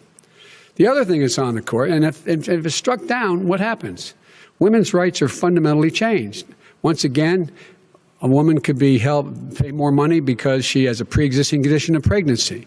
They were able to charge a woman more for the same exact procedure a man gets. And that ended when we, in fact, passed the Affordable Care Act. And there's 100 million people who have pre-existing conditions, and they'll be taken away as well. Those pre-existing conditions, the insurance companies are going to love this. And so it's just not appropriate to do this before this election. If he wins the election and the Senate is Democrat or Republican, then he goes forward. If not, we should wait until February. All right. There aren't 100 million people with pre-existing conditions. As far as the say is concerned, the people already had their say. Okay, Justice Ginsburg said very powerfully, very strongly, at some point, 10 years ago or so, she said a president and the Senate is elected for a period of time, but a president's elected for 4 years. We're not elected for 3 years. I'm not elected for 3 years. So we have the Senate, we have a president. He's elected to the next during election. that period of time, we have an opening. I'm not elected for 3 years. I'm elected for 4 years. And the 100 million people, Joe, the 100 million people is totally wrong. I don't know where you got that number. The bigger problem that you have is that you're going to extinguish 180 million people with their private health care that they're very happy with. That's simply not true. Well, you're certainly going to socialist. You're going to socialist medicine. We're now into, gentlemen, we're now into open discussion. Open discussion. Open discussion. Yes, I agree. Go ahead, Vice President. Number one, he knows that what I proposed. What I proposed is that we expand Obamacare and we increase it. We do not wipe any. And one of the big debates we had with 23 of my colleagues trying to win the nomination that I won, were saying that Biden wanted to allow people to have private insurance still. They can. They do. They will under my proposal. It's not what you've said, and it's not what your party has said. That is simply your party a lie. doesn't say it. Your party wants to go socialist medicine. My party is and me. socialist right healthcare. now, I am and the they're going to Democratic dominate Party. you, Joe. You know that. I am the Democratic Party right now. The platform of the Not according Democratic to Party Harris. is what I, in fact, approved of. What I approved of. Now, here's the deal. The deal is that it's going to wipe out pre-existing conditions. And by the way, the 200,000 people that have died on his watch, how many of those have survived? Well, there's 7 million people that contracted COVID.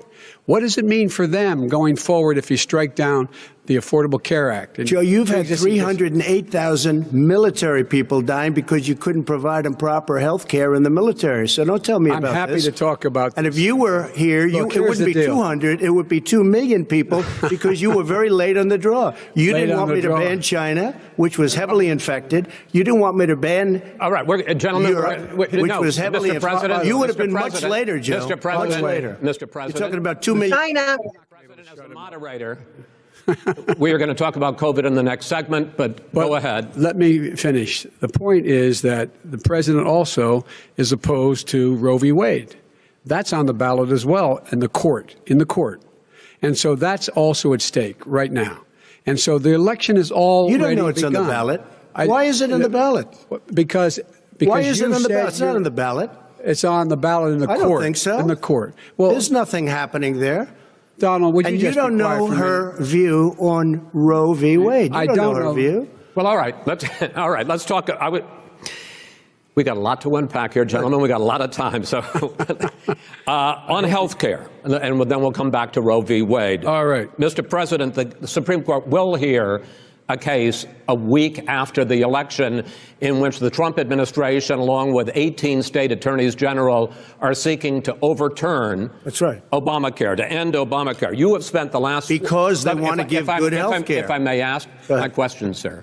Good health care. Over the last 4 years, you have promised to repeal and replace Obamacare, but you have never in these 4 years come up with a plan, a comprehensive plan Yes, to I have. replace Obamacare. Of course I have.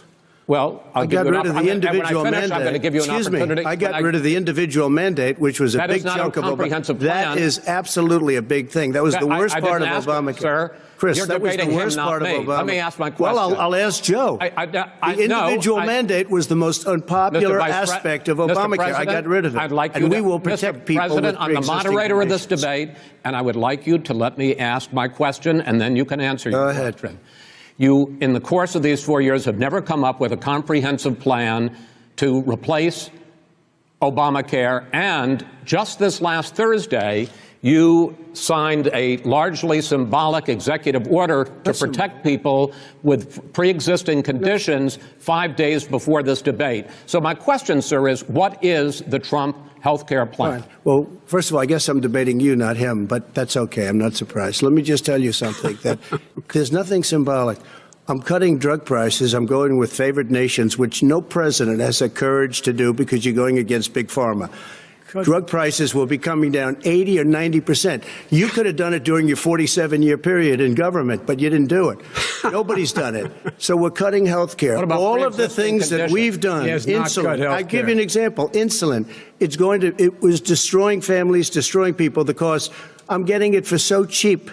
It's like water. You want to know the truth. So cheap. Take a look at all of the drugs what we're doing, prescription drug prices. We're going to allow our governors now to go to other countries to buy drugs because When in they fact- pay just a tiny fraction. As I say, of this what is we do. open discussion. No, Let but me this ask is you about, big. this This is big stuff. Sir, you'll be happy. I'm about to pick up on one of your points to ask the vice president, which is he points out that you would like to add a public option to Obamacare, and Yes. the argument that he makes and other Republicans make is that is going to end private insurance. It is and not. well, if I can sorry. ask you the question, it will Not what end your party says, by the way. it will end private insurance and create a government takeover of health care. It does not. It's only for those people who are so poor they qualify for Medicaid.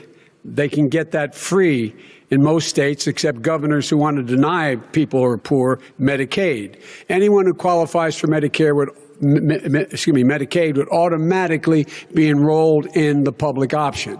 The vast majority of the American people would still not be in that option, number one. Joe, you Number agreed two. with Bernie Sanders, who's far left, on the manifesto, When we you- call it. when And that manifest- gives you socialized medicine. Look, hey, Are you saying I'm you not going didn't to agree? listen to him. The fact of the matter is, I beat Bernie Sanders. Not by much. I beat him a whole hell of a lot. I'm Not here. by I'm here much. standing facing you, old buddy. Pocahontas would have left Well, 2 days I tell early. you, You would have lost every primary. All he knows how to on do Super is hurt. Tuesday. You got Look, very lucky. here's the deal. I got very lucky. I'm going to get very lucky tonight as well. And tonight I'm going to With make what? sure because With what? here's the deal. Here's the deal. The fact is that everything he's saying so far is simply a lie. I'm not here to call out his lies. Everybody knows he's a liar. But you I just agree. want to make sure. Joe, you're the liar. I want to make sure. Graduated last in your class, not first in your class. I want to make Mr. sure. President, can you let him finish, sir? No, he doesn't know how to do that. He has, You'd be you know, surprised. you pick You'd be surprised. the Go ahead, wrong Joe. guy, the wrong night at the wrong time. Listen, you agreed with Here's the Bernie deal. Sanders to the The manifesto. whole idea. Let him. There is no manifesto, number Please one. let him speak, Mr. Number President. two. You just lost the left. Number two. You just lost the left. You agreed with Bernie Sanders on a plan Folks, that's absolutely agreed folks, do you to, have any and under that idea plan, what you have this clown's socialized, doing? They call it Mr. Do you Medicare. have any President. do? Socialized medicine. Mr. Well, President. I'll tell you what, he is not for any help for people needing health care because Bernie? because he in fact already has cost 10 million people their health care that they had from their employers because of his recession. Number one. Number two, yeah. there are 20 million people getting health care through Obamacare now that he wants to take it away. He won't ever look you in the eye and say that's what he wants to do. Take it away. No, I want to give them better health care at a much lower price because and by the way, Obamacare he doesn't is know no how. good. He doesn't know how I've to do already that. fixed it. He has never I've offered already a plan. fixed it to an extent. He has never Obamacare, done a as you single might thing. know, but probably don't. Gentlemen, you realize if you're both speaking at the it's no same good, time, and it's too expensive. let the president. Go ahead, sir. Obamacare is no good. We made it better, and I had a choice to make very early on. We took away the individual mandate. We guarantee pre-existing conditions, but took away the individual mandate. Listen, this is the way it is, and that destroyed. That they shouldn't even call it Obamacare. Then I had a choice to make. Do I let my people run it really well or badly? Yeah. If I run it badly, they'll probably blame him, but they'll blame me. But more importantly, I want to help people. Okay? I said, you got to run it so well. That's what he's and I known just for. had a meeting with them. They said the problem is no matter how well you run Obamacare, it's a disaster. It's too expensive. Okay. Premiums are too high, and it doesn't work. So we do want to get rid of it. Chris, we want to get rid of it. I understand it, sir, but I have to give you roughly equal time. Good. Please let the vice president talk. Good. He has no plan for health care. Of course we do. He sends out wishful thinking. He has executive orders that have no power. He hasn't lowered drug costs for anybody. He's been promising a health care plan since he got elected. He has none, like almost everything else he talks about. He does not have a plan. He doesn't have a plan. And the fact is, this man doesn't know what he's talking about. All right. I have one final question for you, sure. Mr. Vice President. If Senate Republicans, we were talking originally about the Supreme Court here, if Senate Republicans go ahead and confirm Justice Barrett, there has been talk about ending the filibuster or even packing the court, adding to the 9 justices there. You call this a distraction by the president, but in fact it wasn't brought up by the president. It was brought up by some of your Democratic colleagues in the Congress. So my question to you is, you have refused in the past to talk about it.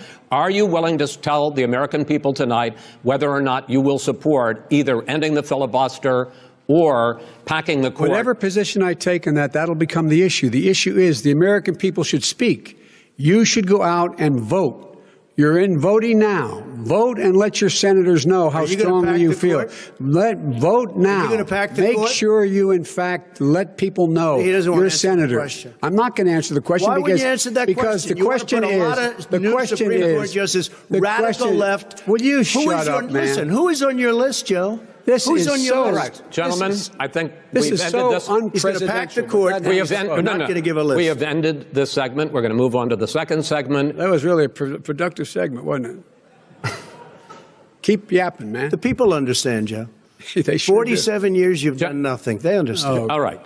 The second subject is COVID-19, which is an awfully serious subject. So let's try to be serious about it. We have had more than 7 million cases of coronavirus in the United States, and more than 200,000 people have died. Even after we produce a vaccine, experts say that it could be months or even years before we come back to anything approaching normal.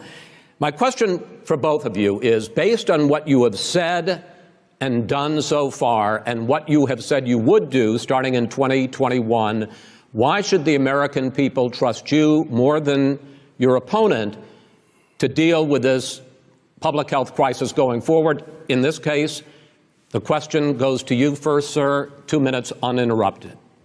Good luck. 200,000 dead. As you said, over 7 million infected in the United States. We, in fact, have 5%, 4% of the world's population, 20% of the deaths. 40,000 people a day are contracting COVID. In addition to that, about between 750 and 1,000 people a day are dying. When he was presented with that number, he said, it is what it is. Well, it is what it is because you are who you are. That's why it is. The president has no plan. He hasn't laid out anything. He knew all the way back in February how serious this crisis was. He knew it was a deadly disease. What did he do? He's on tape as acknowledging he knew it. He said he didn't tell us or give people a warning of it because he didn't want to panic the American people. You don't panic. He panicked. In addition to that, what did he do? He went in and we were insisting that the Chinese, the people we had on the ground in China should be able to go to Wuhan and determine for themselves how dangerous this was. He did not even ask Xi to do that. He told us what a great job Xi was doing. He said we owe him a debt of gratitude for being so transparent with us.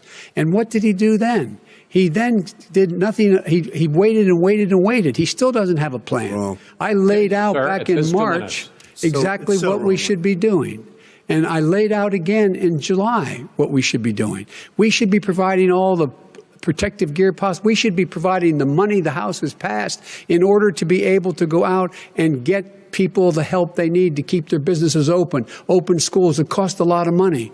You should get out of your bunker and get out of the sand trap and get in your golf course and go in the Oval Office and bring together the Democrats and Republicans and fund what needs to be done now to save lives. So if we would have listened to you. You have 2 minutes, sir.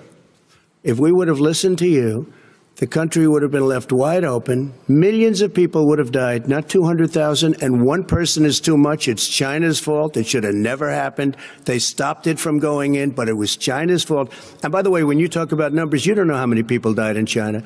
You don't know how many people died in Russia. You don't know how many people died in India. They don't exactly give you a straight count, just so you understand. But if you look at what we've done, I closed it, and you said he's xenophobic. He's a racist, and he's xenophobic because you didn't think I should have closed our country. Wait a minute. It says 2 minutes. You didn't think we should have closed our country because you thought it was terrible. You wouldn't have closed it for another 2 months. By my doing it early, in fact, Dr. Fauci said, President Trump saved thousands of lives. Many of you Democrat governors said, President Trump did a phenomenal job. We worked with the governor. Oh, really? Go take a look. The governors said I did a phenomenal job. Most of them said that. In fact, people that would not be necessarily on my side said that.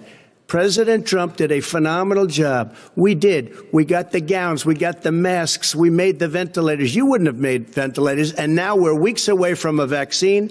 We're doing therapeutics already. Fewer people are dying when they get sick. Far fewer people are dying. We've done a great job. The only thing I haven't done a good job, and that's because of the fake news. No matter what you say to them, they give you bad press on it. It's just fake news. They give you good press. They give me bad press because that's the way it is, unfortunately. But let me just tell you something. I don't care. I've gotten used to it. But I'll tell you, Joe, you could never have done the job that we did. You don't have it in your blood. You could have never done that job. I know how to do the job. I know how to get the job Well, you done. didn't do very well in swine flu. H1N1, you were a disaster. Your own chief of staff said you were a disaster. 14,000 people died, not 200,000. There was no economic recession. Sir, you made a there was no recession. You made a point. Let him answer it. And there was we didn't shut down the economy. This is his economy he's shut down. The reason it's shut down is because, look, you folks at home, how many of you got up this morning and had an empty chair at the kitchen table because someone died of COVID? How many of you were in a situation where you lost your mom or dad and you couldn't even speak to them? You had a nurse holding a phone up so you could, in fact, say goodbye. You would have lost far more people. Far more people. And, you would have been. And by the way, his own CDC director says we could lose as many as another 200,000 people between now and the end of the year. And he held up. He said, if we just wear a mask, we can save half those numbers. Just a mask.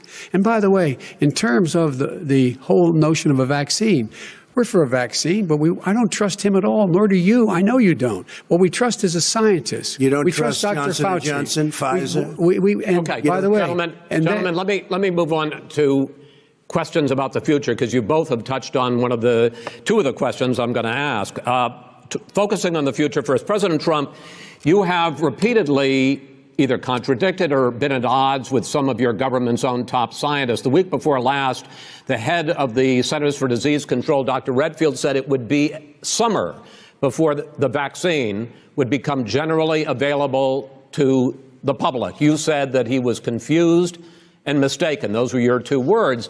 Yeah. But Dr. Slaoui, the head of your Operation Warp Speed, has said exactly the same thing. Are they both wrong? Well, I've spoken to the companies, and we can have it a lot sooner. It's a very political thing because people like this would rather make it political than save lives.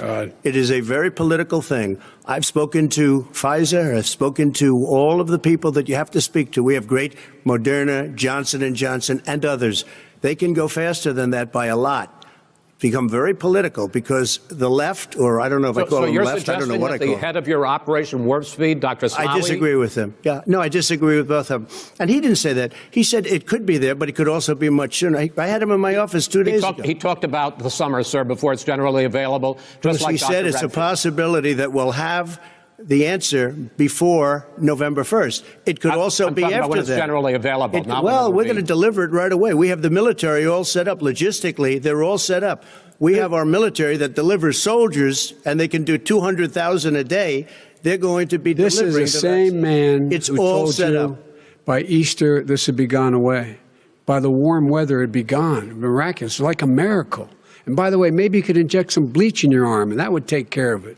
This is the same man. That was said sarcastically, that was, you know that. That was said sarcastically. And so here's the deal. This man is talking about a vaccine. Every serious company is talking about maybe having a vaccine done by the end of the year. But the distribution of that vaccine will not occur until sometime beginning or the middle of next year to get it out, if we get the vaccine. And pray God we will. Pray God we will. Mr. Vice President, I want to pick up You'll have the vaccine sooner I want to pick up on this question, though. You say the public can trust the scientists, but they can't trust President Trump. In fact, you said that again tonight. Your running mate, Senator Harris, goes further, saying the public health experts, quote, will be muzzled, will be suppressed. Given the fact that polls already show that people are concerned about the vaccine and are reluctant to take it, are you and your running mate, Senator Harris, contributing to that fear? No more than the question you just asked him. You pointed out. He puts pressure and disagrees with his own scientists. But you're saying Everybody you can't, knows. or Senator And Harris is saying no, you can't trust the scientists. No, you can trust the scientists. She didn't say that. You can't trust. She said the public health Did say experts, that. quote, will be muzzled, will be suppressed. Well, that's what he's going to try to do. But there's millions of scientists, there's thousands of scientists out there, like here at this great hospital, that don't work for him. Their job doesn't depend on him. That's not. They're the people. And by the way, I spoke to the scientists that are in charge. By the way, they will have the vaccine very soon. Let him finish. Do you believe for a moment what he's telling you in light of all the lies he's told you about the whole issue relating to COVID? He still hasn't even acknowledged that he knew this was happening, knew how dangerous it was going to be back in February, and he didn't even tell you. He's on record as saying it. He panicked or he just looked at the stock market. One of the two, because guess what? A lot of people died. And a lot more are going to die unless he gets a lot smarter, a lot quicker. Mr. President? Did you use the word smart? So you said you went to Delaware State, but you forgot the name of your college. You didn't go to Delaware State. You graduated either the lowest or almost the lowest in your class. Don't ever use the word smart with me. Don't ever use that word. Oh, give me a break. Because you know what? There's nothing smart about you, Joe. 47 years, you've done nothing. Let's have this debate. And if you would have had, let me just tell you something, Joe. No, if you would have had the charge of what I was put through, I had to close the greatest economy in the history of our country. And by the way, now it's being built again. See, and it's We're going to going get up to the fast. economy in the next segment, sir. Okay. It's going up fast. Okay. Look forward to talking. When it comes to how the virus has been handled so far, the two of you have taken very different approaches, and this is going to affect how the virus is handled going forward by whichever of you ends up becoming the next president. I want to quickly go through several of those. Reopenings. Vice President Biden, you have been much more reluctant than President Trump about reopening the economy and schools. Why, sir? Because he doesn't have a plan. If I were running, I know what the plan is. You've got to provide these businesses the ability to have the money to be able to reopen with the PPE as well as with the sanitation they need. You have to provide them Nancy Pelosi. Well, he's just shush for a minute. Tell it to Nancy Pelosi and Schumer. By the way, Chuck. Nancy Pelosi and Schumer, they have a plan. He won't even meet with them. The Republicans won't meet with him in the Senate. And he sits on his golf course. And well, I mean, literally, think about it. You probably play more than I do, Joe. What about this question of reopenings and the fact? Well, he wants to shut down this country, and I want to keep it open. And we did a great thing by shutting it down. Wait a minute, Joe. Let me shut you down for a second, Joe, just for 1 second. He wants to shut down the country. We just went through it. We had to because we didn't know anything about the disease. Now we found that elderly people with heart problems and diabetes and different problems are very, very vulnerable. We learned a lot. Young children aren't. Even younger people aren't. We've learned a lot. But he wants to shut it down. More people will be hurt by continuing. If you look at Pennsylvania, if you look at certain states that have been shut down, they have Democrat governors all. One of the reasons they're shut down is because they want to keep it shut down until after the election on November 3rd. I want to move on to another subject. I want to move on to another subject. But those states are not doing well that are shut down right now. Respond to that. President Trump, you have begun to increasingly question the effectiveness of masks as a disease preventer. And in fact, recently you have cited the issue of waiters touching their masks and touching plates. Are you questioning the efficacy of masks? You have to understand, if you look, I mean, I have a mask right here. I put a mask on, when I think I need it. Tonight, as an example, everybody's had a test, and you've had social distancing and all of the things that you have to. But I wear masks when needed. When needed, I wear masks. Okay, let me ask. I don't wear masks like him. Every time you see him, he's got a mask. He could be speaking 200 feet away from it. He shows up with the biggest mask I've ever seen. I will say this. Vice President Biden, go ahead, sir. Look, the way to open businesses is give them the wherewithal to be able to open. We provided money. But I was asking you, sir, about masks. Well, masks make a big difference. His own head of the CDC said if we just wore masks between now, everybody wore masks in social distance between now and January, we'd probably save up to 100,000 lives. It matters. And they've also said the opposite. They've also said no serious person said the opposite. Look at Dr. Fauci. Dr. Fauci said the opposite. He did not say the opposite. We got a little bit more than a minute left in this segment. Masks are not good. Then he changed his mind. He said masks are good. I'm okay with masks. I want to ask you both about one last subject, because your different approaches has even affected the way that you have campaigned. President Trump, you're holding large rallies with crowds packed together, thousands of people. Outside, yes, sir, agreed. Vice President Biden, you are holding much smaller events with... Because nobody will show up. People with... Well, it's true. Nobody shows up to his rallies. All right. In any case, why you holding the big rallies? Why you not? You go first, sir. Because people want to hear what I have to say. I mean, but are you not worried about a spreading disease? President, and I'll have 35,000 people show up at airports. We use airports. Are you not worried about the disease issues, sir? Well, so far, we have had no problem whatsoever. It's outside. That's a big difference, according to the experts. And we do them outside. We have tremendous crowds, as you see. I mean, and literally on 24 hours notice. And Joe does the circles and has 3 people someplace. Okay. By the way, did you see one of the last big rallies he had? And a reporter came up to him to ask him a question. He said, no, stand back. Put on your mask. Put on a mask. Have you been tested? I'm way far away from those other people. That's what he said. I'm going to be okay. He's not worried about you. He's not worried about the people out there breathing in one another. We've had no negative effect.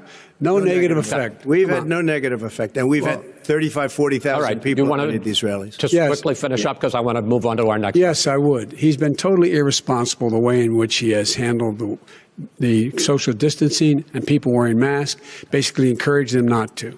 All right. He's a fool on this. If you could get the crowds, you would have done the same thing. But you can't. Nobody cares. Gentlemen, can we move on to the economy? Gentlemen, can we move on to the economy? Yes. The economy is, I think it's fair to say, recovering faster than expected from the shutdown. Much faster. In the second quarter. The unemployment rate fell to 8.4% last month. The Federal Reserve says the hit to growth, which is going to be there, is not going to be nearly as big as they had expected. President Trump, you say we are in a V-shaped recovery. Vice President Biden, you say it's more of a K-shape. What difference does that mean to the American people in terms of the economy? President Trump, in this segment, you go first. So we built the greatest economy in history. We closed it down because of the China plague. When the plague came in, we closed it down, which was very hard psychologically to do. He didn't think we should close it down, and he was wrong. And again, 2 million people would be dead now instead of still 204,000 people is too much. One person is too much. Should have never happened from China. But what happened is we closed it down, and now we're reopening, and we're doing record business. We had 10.4 million people in a 4-month period that we've put back into the workforce. That's a record the likes of which nobody's ever seen before. And he wants to close down he will shut it down again. He will destroy this country. You know, a lot of people, between drugs and alcohol and depression, when you start shutting it down, you take a look at what's happening at some of your Democrat-run states where they have these tough shutdowns. And I'm telling you, it's because they don't want to open it. One of them came out last week. You saw that. Oh, we're going to open up on November 9th. Why November 9th? Because it's after the election. They think they're hurting us by keeping them closed. They're hurting people. People know what to do. They can social distance. They can wash their hands. They can wear masks. They can do whatever they want. But they got to open these states up. When you look at North Carolina, when you look, and these governors are under siege, Pennsylvania, Michigan, and a couple of others, you got to open these states up. It's not fair. You're talking about almost it's like being in prison. And you look at what's going on with divorce, look at what's going on with alcoholism and drugs. It's a very, very sad thing. And he'll close down the whole country. This guy will close down the whole country and destroy our country. Our country is coming back incredibly well, setting records as it does it. We don't need somebody to come in and say, let's shut it down. All right. Your 2 minutes, sir. We're now moved to you. As I said, posing the question, the president says it's a V-shaped recovery. You say it's a K-shaped recovery. What's the difference? The difference is millionaires and billionaires like him in the middle of the COVID crisis have done very well. Billionaires have made another $300 billion because of his profligate tax proposal, and he only focused on the market. But you folks at home, you folks living in Scranton and Claymont and all the small towns and working class towns in America, how well are you doing? This guy paid a total of $750 in taxes. Sir, wait, no, sir, it's just wrong statement. Yeah, I understand. You've agreed to the 2 minutes, so please let him have it. Do I get my time back? The fact is that he has, in fact, worked on this in a way that he's going to be the first president of the United States to leave office having fewer jobs in his administration than when he became president. Fewer jobs than when he became president. First one in American history. Secondly, the people who have lost their jobs are those people who have been on the front lines, those people who have been saving our lives, those people who have been out there dying, people who have been putting themselves in the way to make sure that we could all try to make it.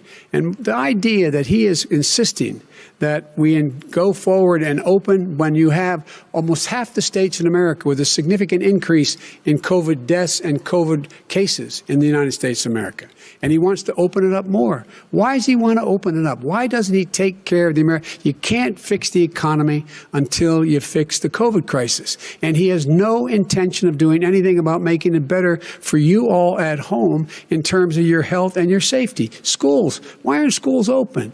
Because it costs a lot of money to open them safely. You know, they were going to give, his administration was going to give the teachers and school students masks. And then they decided, no, couldn't do that because it's not a national emergency. Not a national emergency. They've done nothing to help small businesses. Nothing. They're closing. 1 in 6 is now gone. He ought to get on the job and take care of the needs of the American people so we can open safely. All right. Your time is up, sir. Well, we are going to get to... I have to respond to that. Well, you both had 2 minutes, sir. Excuse me, he made a statement. So did you. People want their schools. No, people want their schools open. They don't want to be shut down. They don't want their state shut down. They want their restaurants. I look at New York. It's so sad what's happening in New York. It's almost like a ghost town. And I'm not sure it can ever recover what they've done in New York. People want their places open. They want to get back to their lives. They'll be careful, but they want their schools open. I'm the one that brought back football. By the way, I brought back Big Ten football. It was me, and I'm very happy to do it. And all right, people of Ohio are very proud of me. And you know how I found out? When you took gentlemen, we're going to get to your economic plans going forward in a moment. But first, Mr. President, as you well know, there's a new report that in 2016, the year you were elected president, and 2017, your first year as president, that you paid $750 a year in federal income tax each of those years. I know that you pay a lot of other taxes, but I'm asking you the specific question. Is it true that you paid $750 in federal income taxes each of those 2 years? I paid millions of dollars in taxes, millions of dollars of income tax. And let me just tell you, there was a story in one of the papers. I paid $38 million 1 year. I paid $27 million. Show us your tax returns. I went. You'll see it as soon as it's finished. You'll see it. You know, if you want to go to the Board of Elections. There's a 118-page or so report that says everything I have, every bank I have, I'm totally under-leveraged because the assets are extremely good. And we have a very, I built a great company. I'm asking you a specific question, which is. But let me tell you. I understand all of that. I understand all of that. No, Mr. President. Go ahead. I'm asking you a question. Will you tell us how much you paid in federal income taxes in 2016 and 2017? Millions of dollars. You paid millions of dollars? Millions of dollars. So yes. not 750. Millions of dollars. And you'll get to see it. And you'll get to see it. But let me just tell you, Chris, let me just tell you something, that it was the tax laws. I don't want to pay tax. Before I came here, I was a private developer. I was a private business people. Like every other private person, unless they're stupid, they go through the laws, and that's what it is. He passed a tax bill that gave us all these privileges for depreciation and for tax credits. We build a building and we get tax credits, like the hotel on Pennsylvania Avenue. You get a massive, which, by the way, was given to me by the Obama administration, if you can believe that. Now, the man got fired right after that happened. But Vice President Biden, you want to respond? Yeah, I do want to respond. Look, the tax code that made him put him in a position that he pays less tax than a school teacher makes on the money a school teacher makes is because of him he says he's smart because he can take advantage of the tax code. And he does take advantage of the tax code. That's why I'm going to eliminate the Trump tax cuts. And I'm going to eliminate those tax cuts and make sure that we invest in the people who, in fact, need the help. People out there need help. But why didn't you do it over the last 25 years? Because you weren't president. Because you weren't president screwing things up. You were a senator. And you're the worst president America has ever had. Hey, Joe, let me just tell you, Joe. I've done more in 47 months. I've done more than you've done in 47 years, Joe. We've done things that you never even thought of doing, including fixing the broken military that you gave me, including taking care of your vets. Mr. President, we're talking about the economy. I'd like to ask you about your plans going forward, because, Mr. Vice President, your economic plan, if you were to be elected president, focuses a lot on big government, big taxes, big spending. I want to focus first on the taxes. You propose more than $4 trillion over a decade in new taxes on individuals making more than $400,000 a year and on corporations. President Trump says that kind of an increase in taxes is going to hurt the economy as it's just coming out of a recession. Well, just take a look at what is the analysis done by Wall Street firms. Points out that my economic plan would create 7 million more jobs than his in 4 years, number one.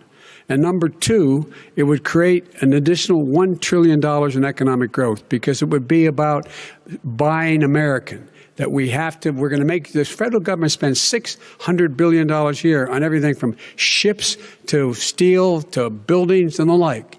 And under my proposal, we're going to make sure that every penny of that has to be made by a company. But respectfully, sir, I'm talking about taxes, not spending. By the way, I'm going to eliminate a significant number of the tax. I'm going to make the The corporate tax, 28%. It shouldn't be 21%. You have 91 companies, in the Fortune 500 who don't pay a single penny in tax, making billions of dollars. Why didn't you do it Billions before of when you were vice president with Obama? Because you, in fact, passed that.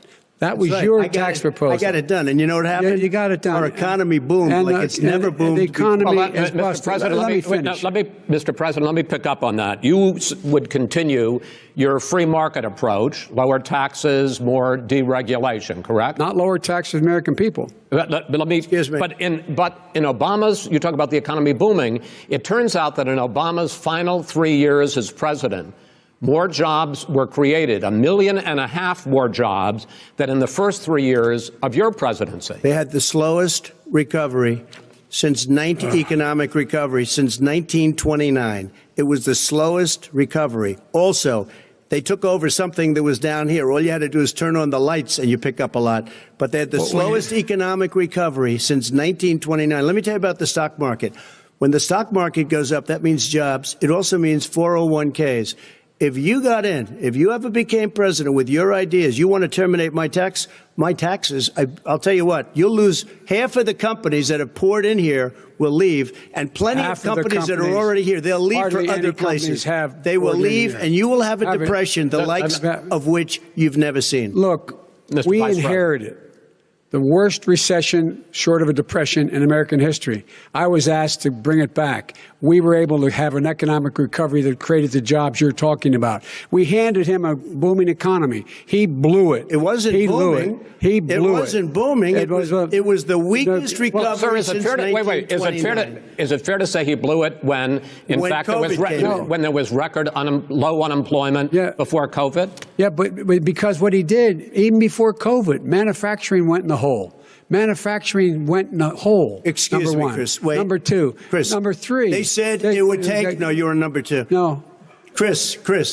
They said it would take a miracle to bring back manufacturing. I brought back 700,000 jobs. They brought back nothing. They gave up on manufacturing. Part of my standard fare. I'm the guy that brought totally back gave the up on manufacturing. All right, let him. We brought back. I was asked to bring back Chrysler and General Motors. We brought them back right here in the state of Ohio and Michigan. He blew it. They're gone. He blew it. And in fact, they're going. Ohio had the best year it's ever had last year. Michigan had the best year they've ever had. That is not Many true. car companies came in from Germany, from Japan, went to Michigan, went to Ohio. They're not having. And they didn't come in with you. Mr. Vice President, go ahead. And so you take a look at what he's actually done. He's done very little. His trade deals are the same way. He talks about these great trade deals. You know, he talks about the art of the deal. China's perfected the art of the steal. We have a higher deficit with China now than we did before. We have the highest trade deficit China with ate Mexico. your lunch, down 18%. China ate your lunch, Joe, and no wonder your son goes in and he takes out billions of dollars. Takes out billions of dollars to manage. He makes millions of dollars.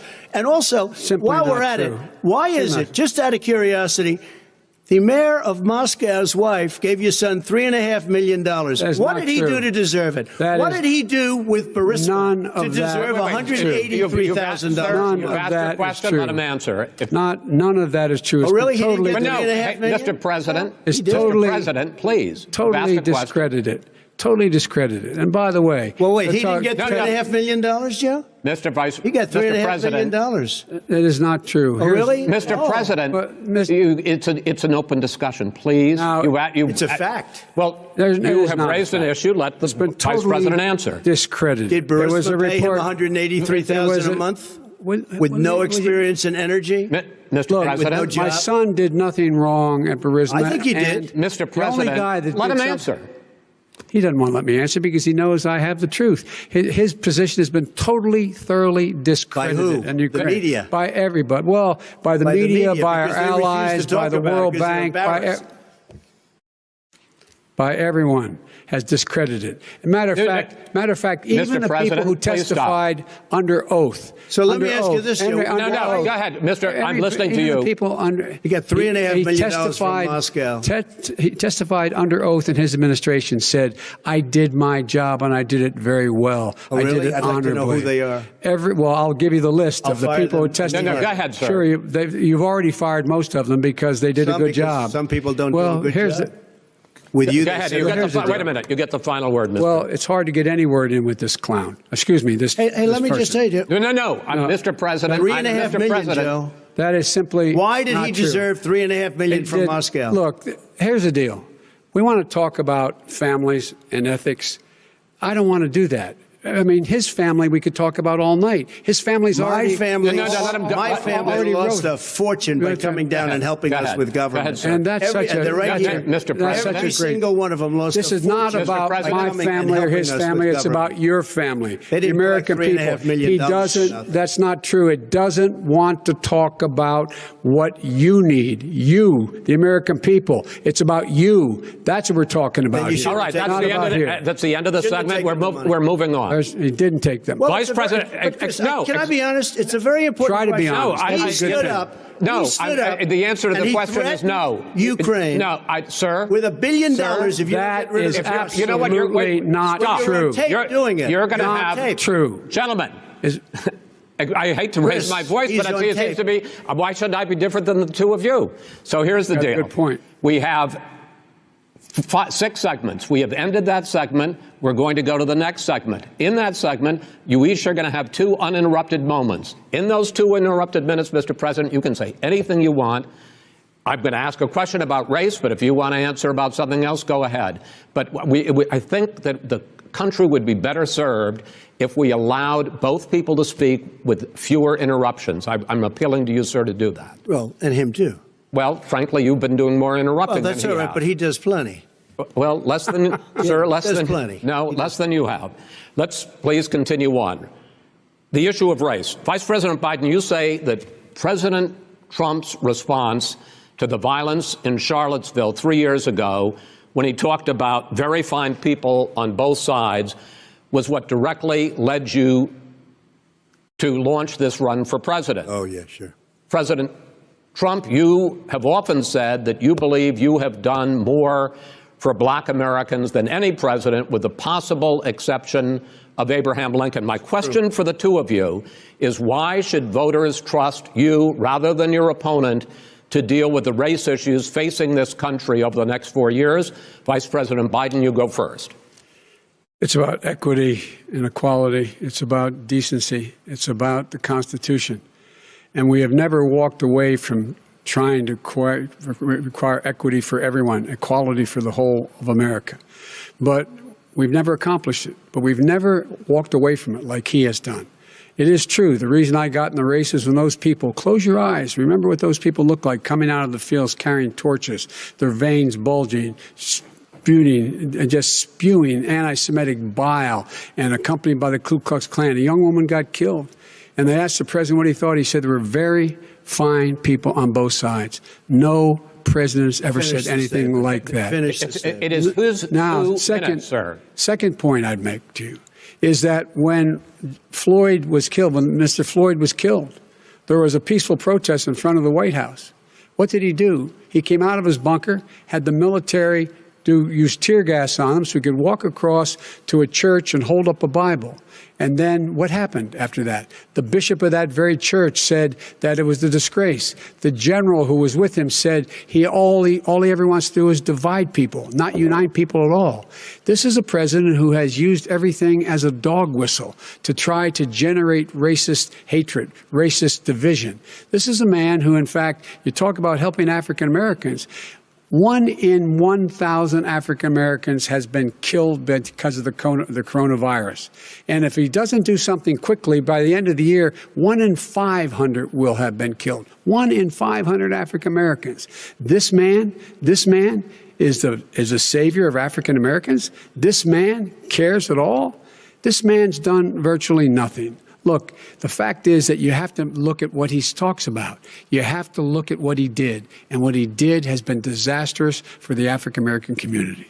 So, President Trump, you have 2 minutes. Why should Americans trust you over your opponent to deal with racism? he did a crime bill, 1994, where you call them super predators, African Americans, the super predators, and they've never forgotten it. They've never forgotten it, Joe. No, sir, it's his 2 minutes. So you did that, and they call you a super predator, and I'm letting people out of jail now that you have treated the African American population community. You have treated the black community about as bad as anybody in this country. You did the 1990, and that's why, if you look at the polls, I'm doing better than any Republican has done in a long time, because they saw what you did. You call them super predators, and you've called them worse than that. Because you look back at your testimony over the years, you've called them a lot worse than that. As far as the church is concerned, and as far as the generals are concerned, we just got the support of 250 military leaders and generals, total support. Law enforcement, almost every law enforcement group in the United States. I have Florida, I have Texas, I have Ohio, I have Portland. The sheriff just came out today and he said, I support President Trump. I don't think you have any law enforcement. You can't even say the word law enforcement, because if you say those words, you're going to lose all of your radical left supporters. And why aren't you saying those words, Joe? Why don't you say the words law enforcement? Because you know what? If they called us in Portland, we would put out that fire in a half an hour, but they won't do it because they're run by radical left Democrats. If you look at Chicago, if you look at any place you want to look, Seattle, they heard we were coming in the following day, and they put up their hands, and we got back Seattle. Minneapolis, we got it back, Joe, because we believe in law and order, but you don't. The top 10 cities and just about the top 40 cities are run by Democrats and in many cases radical left. And they've got you wrapped around their finger, Joe, to a point where you don't want to say anything about law and order. And I'll tell you what, the people of this country want and demand law and order, and you're afraid to even say it. All right. I want to return to the question of race. Vice President Biden, after the grand jury in the Breonna Taylor case decided not to charge any of the police with homicide, you said it raises the question, quote, whether justice could be equally applied in America. Do you believe that there is a separate but unequal system of justice for blacks in this country? Yes, there is. There's systemic injustice in this country, in education and work and in law enforcement and the way in which it's enforced. But look, the vast majority of police officers are good, decent, honorable men and women. They risk their lives every day to take care of us. But there are some bad apples. And when they occur, when they find them, they have to be sorted out. They have to be held accountable. They have to be held accountable. And what I'm going to do as President of the United States is call together an entire group of people at the White House, well, everything from the civil rights groups to the police officers, to the police chiefs, and we're going to work this out. We're going to work this out so we change the way in which we have more transparency in when these things happen. These cops aren't happy to see what happened to George Floyd. These cops aren't happy to see what happened to Breonna Taylor. Most don't like it. But we have to have a system where people are held accountable. And by the way, violence in response is never appropriate. Never appropriate. Peaceful protest is. Violence is never appropriate. All right. What is peaceful protest? When they run through the middle of the town and burn down your stores and kill people all over the place, and you say peaceful protest? President Trump, no, it's not, but you say it is. President Trump, I'd like to continue with the issue of race. I promise we're going to get to the issue of law and order in a moment. Fine. This month, your administration directed federal agencies to end racial sensitivity training that addresses white privilege or critical race theory. Why did you decide to do that, to end racial sensitivity training? And do you believe that there is systemic racism in this country, sir? I ended it because it's racist. I ended it because a lot of people were complaining that they were asked to do things that were absolutely insane, that it was a radical revolution that was taking place in our military, in our schools, all over the place, and you know it, and so does everybody else. And he would know. What is radical totally about racial sensitivity training? If you were a certain person, you had no status in life. It was sort of a reversal. And if you look at the people, we were paying people hundreds of thousands of dollars to teach very bad ideas and, frankly, very sick ideas. And really, they were teaching people to hate our country. And I'm not going to do that. I'm not going to allow that to happen. We have to go back to the core values of this country. They were teaching people that our country is a horrible place, it's a racist place, and they were teaching people to hate our country. And I'm not going to allow that to happen. Vice President Biden? Nobody's doing that. He's the racist. You just don't know. Here's the deal. I know a lot more about this than he does. Let him finish. The fact is that there is racial insensitivity. People have to be made aware of what other people feel like, what insults them, what is demeaning to them. It's important that people know they don't want to. Many people don't want to hurt other people's feelings, but it makes a big difference. It makes a gigantic difference in the way a child is able to grow up and have a sense of self-esteem. It's a little bit like how this guy and his friends look down on so many people. They look down their nose on people like Irish Catholics like me and grew up in Scranton. They look down on people who don't have money. They look down on people who are of a different faith. They look down on people who are a different color.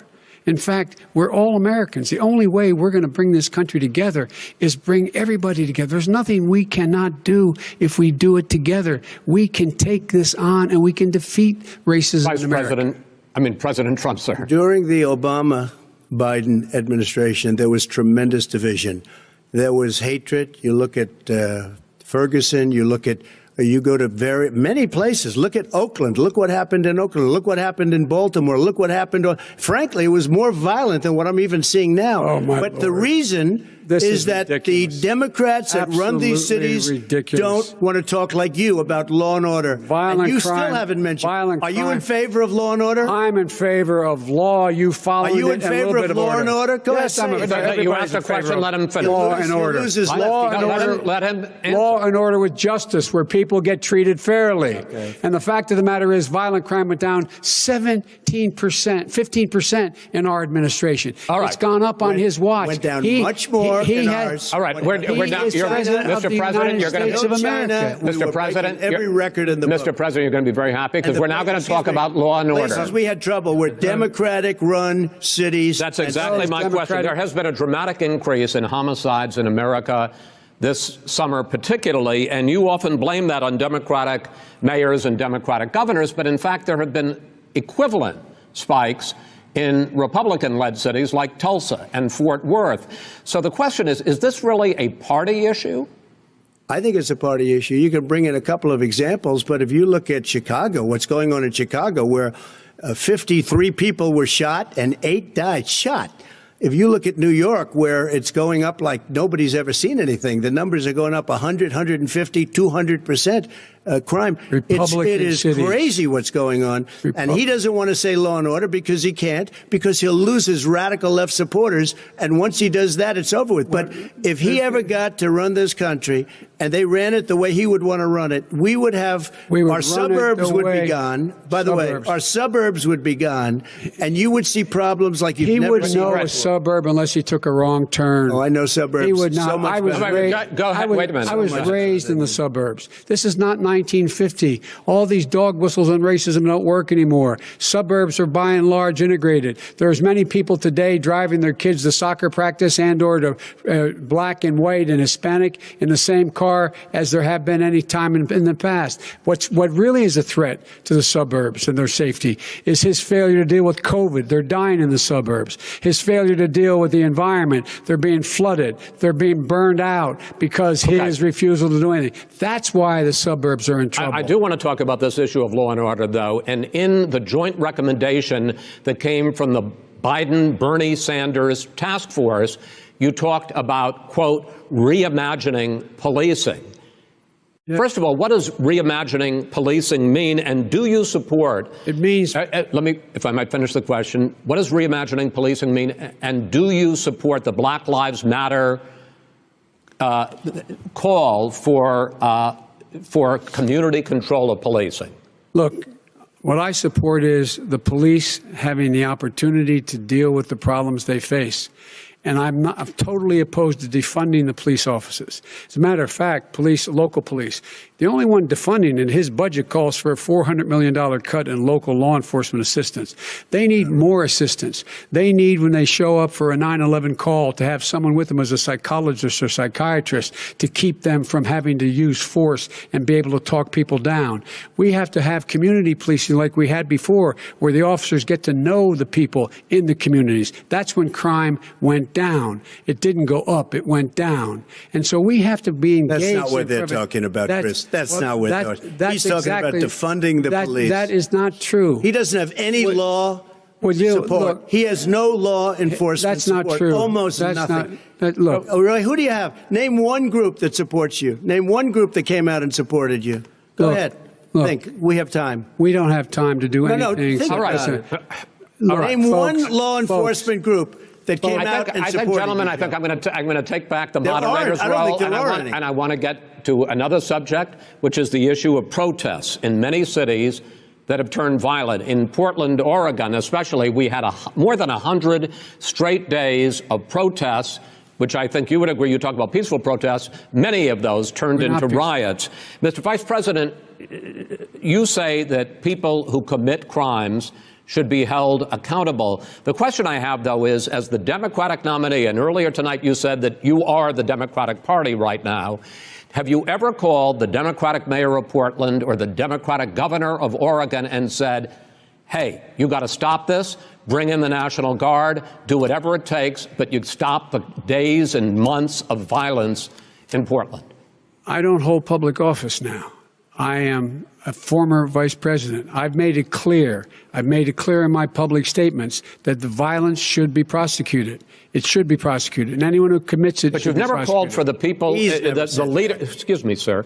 You have never called for the leaders in Portland and in Oregon to bring in the National Guard and knock off 100 days of riots. They can, in fact, take care of it if he just stay out of the way. Look here. Oh, really? Oh, really? Here's the thing. I sent in the U.S. Marshals to get the killer of the young man in the middle of the street. They shot him. And for 3 days, President Trump, Portland wouldn't do anything. I had to send in the U.S. Marshals. They took care of business. Go ahead, sir. And by the way, you know, his own former spokesperson said, you know, riots and chaos and violence help his cause. That's what this is all about. I don't know who said that. I do. Who? I think Kellyanne Conway. I don't think she said that. She said that. And so here's the But here's the point. Go ahead, the point sir. is that that's what he is, keeps trying to rile everything up. He doesn't want to calm things down. Instead of going in and talking to people and saying, let's get everybody together, figure out how to deal with this. What's he do? He just pours gasoline in the fire constantly, and every single solitary time. And to end this, button up this segment, I'm going to give you a minute to answer, sir. You have repeatedly criticized. Wait, I have to answer his statement. No, you have His repeatedly. statement. Wait, you have just 1 second. No, you've been talking back He made and a forth. statement. I'm asking you. I would love to end it. Sir. I would love to end it. And You know, we if would you want to very- switch seats. We would very quickly. We could do that, but I'd send in the National Guard. It would be over. There'd be no problem. Okay. But they don't want to accept the National Guard. You have repeatedly criticized the vice president for not specifically calling out Antifa and other left-wing extremist groups. But are you willing tonight to condemn white supremacists and militia groups and to say that they need to stand down and not add to the violence in a number of these cities, as we saw in Kenosha and as we've seen in Portland? Sure, are you I'm willing prepared to do specifically that, but do it? I go would ahead, say, sir. I would say almost everything I see is from the left wing, not from the right wing. So what are you saying? I'm willing to do anything. I want to see peace. Then do it, sir. Say it. Do it. Say it. Do you want to call him? What do you want to call him? Give me a name. Give me a White name. Go ahead. supremacists and Who would right you like me to condemn? White supremacists and right Proud Boys, stand back and stand by. But I'll tell you what. Somebody's got to do something about Antifa and the left, because this is not a right-wing problem. This is a left-wing. FBI director This is a left-wing problem. White supremacist. Antifa's an idea, not an organization. Oh, you gotta be not kidding. militia. That's what his it's an idea.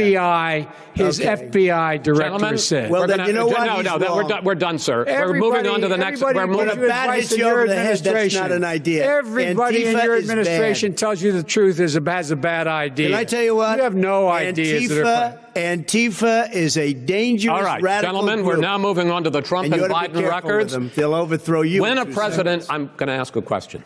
When the president seeks a second term, it is generally a referendum on his record. But Vice President Biden, you like to quote one of your dad's sayings, which is, don't compare me to the almighty, compare me to the alternative. And in this case, sir, you are the alternative. Looking at both of your records, I'm going to ask each of you, why should voters elect you president over your opponent? In this segment, President Trump, you go first, 2 minutes. Because there has never been an administration or president who has done more than I've done in a period of 3.5 years. And that's despite the impeachment hoax. And you saw what happened today with Hillary Clinton, where it was a whole big con job.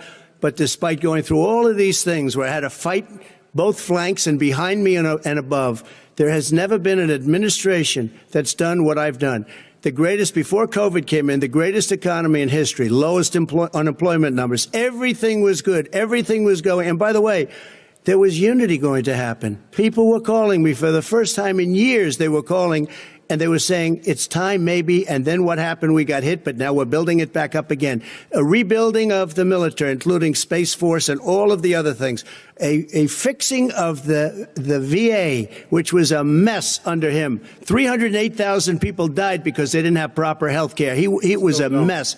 And we now got a 91% approval rating at the VA, our vets. We take care of our vets. But we've rebuilt our military. The job that we've done, and I'll tell you something, some people say maybe the most important.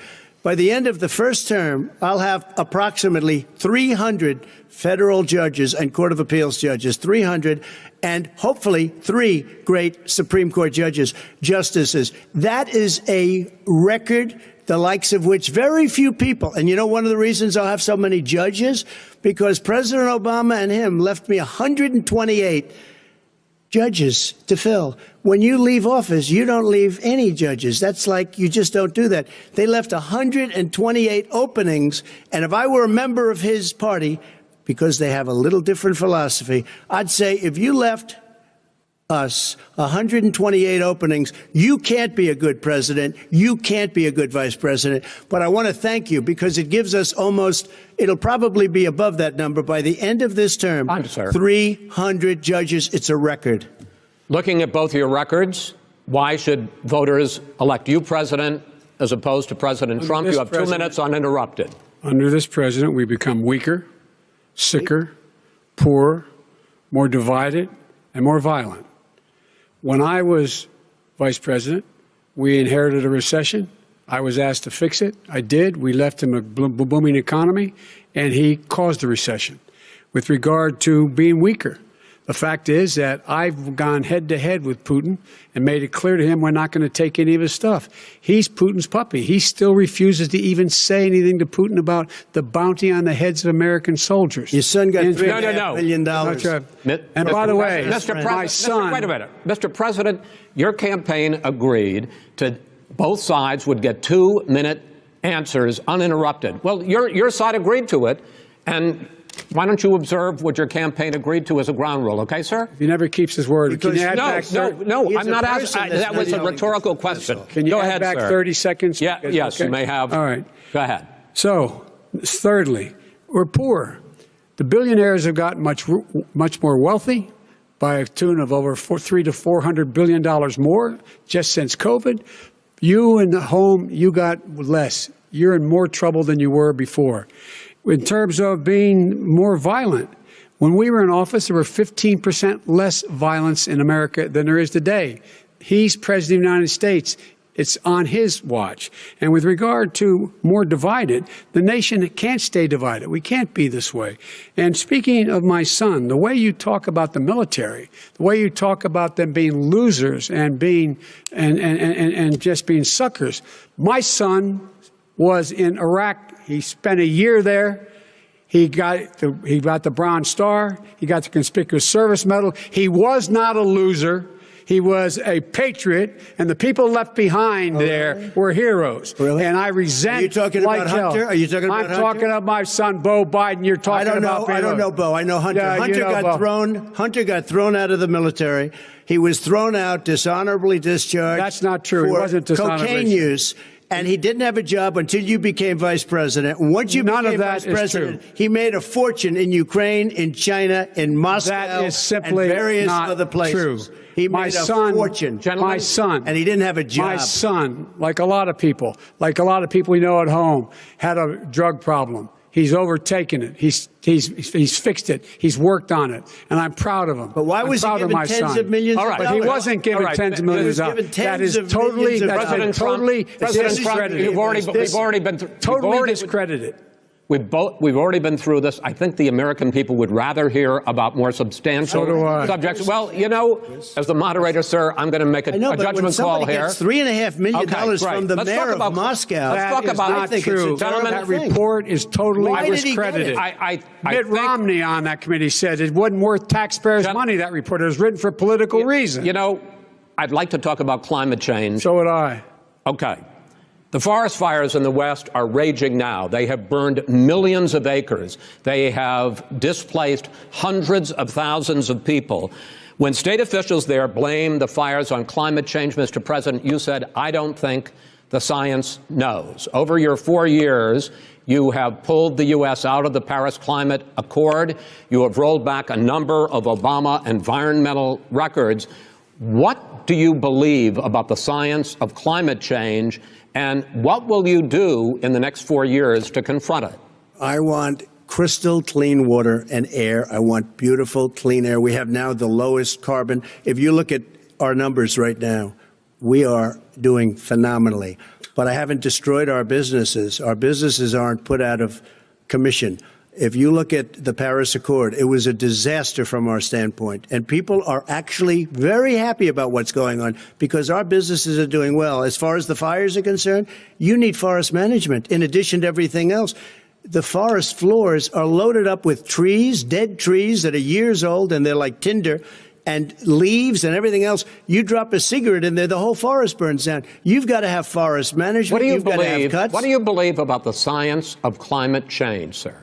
I believe that we have to do everything we can to have immaculate air, immaculate water, and do whatever else we can that's good. You know, we're planting 1 billion trees, the Billion Tree Project, and it's very exciting. You believe for a lot of people. that human pollution, greenhouse gas emissions contributes to the global warming of this planet? I think a lot of things do, but I think to an extent, yes. I think to an extent, yes. But I also think we have to do better management of our forests. Every year, I get the call, California's burning. California's burning. If that was cleaned, if you had forest management, good forest management, you wouldn't be getting those calls. You know, in Europe, they live their forest cities. They're called forest cities. They maintain their forests. They manage their forests. I was with the head of a major country. It's a forest city. He said, sir, we have trees that are far more, they ignite much easier than California.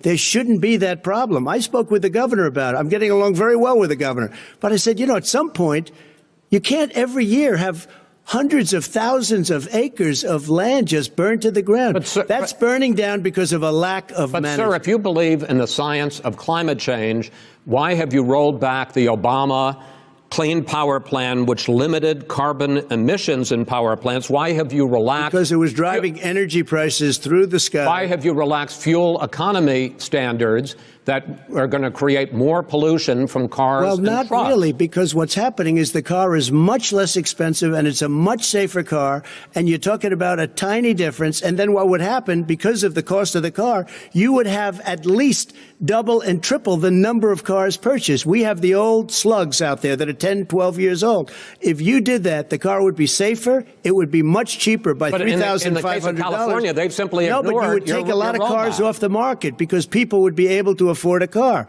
Now, and by the way, we're going to see how that turns out. But a lot of people agree with me, many people. The car has gotten so expensive because they have computers all over the place for an extra little bit of gasoline. And I'm okay with electric cars, too. I think I'm all for electric cars. I've given big incentives for electric cars. But what they've done in California is just crazy. Right. Vice President Biden, I'd like you to respond to the president's climate change record, but I also want to ask you about a concern. You proposed $2 trillion in green jobs. You talk about new limits, not abolishing, but new limits on fracking, ending the use of fossil fuels to generate electricity by 2035, and zero net emission of greenhouse gases by 2050. The president says a lot of these things would tank the economy and cost millions of jobs. He's absolutely wrong, number one. Number two, if in fact, during our administration, the Recovery Act, I was in charge, able to bring down the cost of renewable energy to cheaper than or as cheap as coal and gas and oil. Nobody's going to build another coal-fired plant in America. No one's going to build another oil-fired plant in America. They're going to move to renewable energy, number one. Number two, we're going to make sure that we are able to take the federal fleet and turn it into a fleet that's run on their electric vehicles. Making sure that we can do that, we're going to put 500,000 charging stations and all of the highways that we're going to be building in the future. future. We're going to build an economy that, in fact, is going to provide for the ability of us to take 4 million buildings and make sure that they, in fact, are weatherized in a way that, in fact, they'll emit significantly less gas and oil because the heat will not be going out. There's so many things that we can do now to create thousands and thousands of jobs. We can get to net zero in terms of energy production by 2035. Not only not costing people jobs, creating millions of good paying jobs, not $15 an hour, but prevailing wage, by having a new infrastructure that, in fact, is green. And the first thing I will do, I will rejoin the Paris Accord. I will join the Paris Accord because with us out of it, look what's happening. It's all falling apart. And talk about someone who has no relationship with foreign policy. Brazil, the rainforests of Brazil are being torn down, are being ripped down. More carbon is absorbed in that rainforest than every bit of carbon that's emitted in the United States. Instead of doing something about that, I would be gathering up and making sure we had the countries of the world coming up with $20 billion and say, here's $20 billion. Stop tearing down the forest. And if you don't, then you're going to have significant economic consequences. What about the argument that President Trump basically says that you have to balance environmental interests and economic interests, and he's drawn his line? Well, he hadn't drawn a line. He still, for example, he wants to make sure that methane's not a problem. You can now emit more methane without it being a problem. Methane. This is a guy who says that you don't have to have mileage standards for automobiles that exist now. This is a guy who says that, well, the fact is, it's all true. And here's the deal. He's talking about the Green New Deal, and it's not $2 billion or $20 billion, as you said. It's $100 trillion. I'm talking about where they want to rip down buildings and rebuild the building. No, it's the dumbest, most ridiculous. Where airplanes are out of business, where two-car systems are out, where they want to take out the cows too. That's not true either, right? This is a $100 trillion. Look, that's more money than our country could make in 100 years if we're going to the case. All right, let me destroy our because I actually wait a minute, sir. I actually have studied your plan, and it includes upgrading 4 million buildings, weatherizing 2 million homes over 4 years, building 1.5 million energy efficient homes. So the question becomes, the president is saying, I think some people who support the president would say that sounds like it's going to cost a lot of money and hurt the economy. What it's going to do is going to create thousands and millions of jobs, good paying jobs. Let him finish, sir. He doesn't know how to do that. $100 billion. The fact is, it's going to create millions of good-paying jobs, and these tax incentives for people to weatherize, which he wants to get rid of. It's going to make the economy much safer. Look how much we're paying now to deal with the hurricanes. By the way, he has an answer for hurricanes. He said maybe we should drop a nuclear weapon on them. I never said that. That's what he did say. You made it up. And here's the deal. You make up. We are going to be in a position where we can create hard, good jobs by making sure the environment is clean and we all are in better shape. We spend billions of dollars now, on floods, hurricanes, rising seas. We're in real trouble. Look what's happened just in the Midwest with these storms that come through and wipe out entire sections and counties in Iowa. That didn't happen before. They're because of global warming. We make up 15% of the world's problem. But the rest of the world, we've got to get them to come along. That's why we have to get back into the Paris Accord. All right, gentlemen. Wait a minute, Chris. So why didn't he do it for 47 years? You were vice president. Why didn't you get the world? China sends up real dirt into the air. Russia does. India does. They all do. We're supposed to be good. And by the way, he made a couple of statements. The Green New Deal is $100 trillion. That is not my plan. That's the Green New you want to Deal rebuild every is building. Not my plan. I want to rebuild every. If he knew anything about, he made a statement about the military. He said I said something about the military. He and his friends made it up, and then they went with it. I never said it. Okay, that is what not he true. did. Is You're done in this segment. He called the military stupid bastards. I did said not it on tape. He said stupid bastards. He said it. Stop. I would never say that. Play it. Go ahead, Mr. Vice President.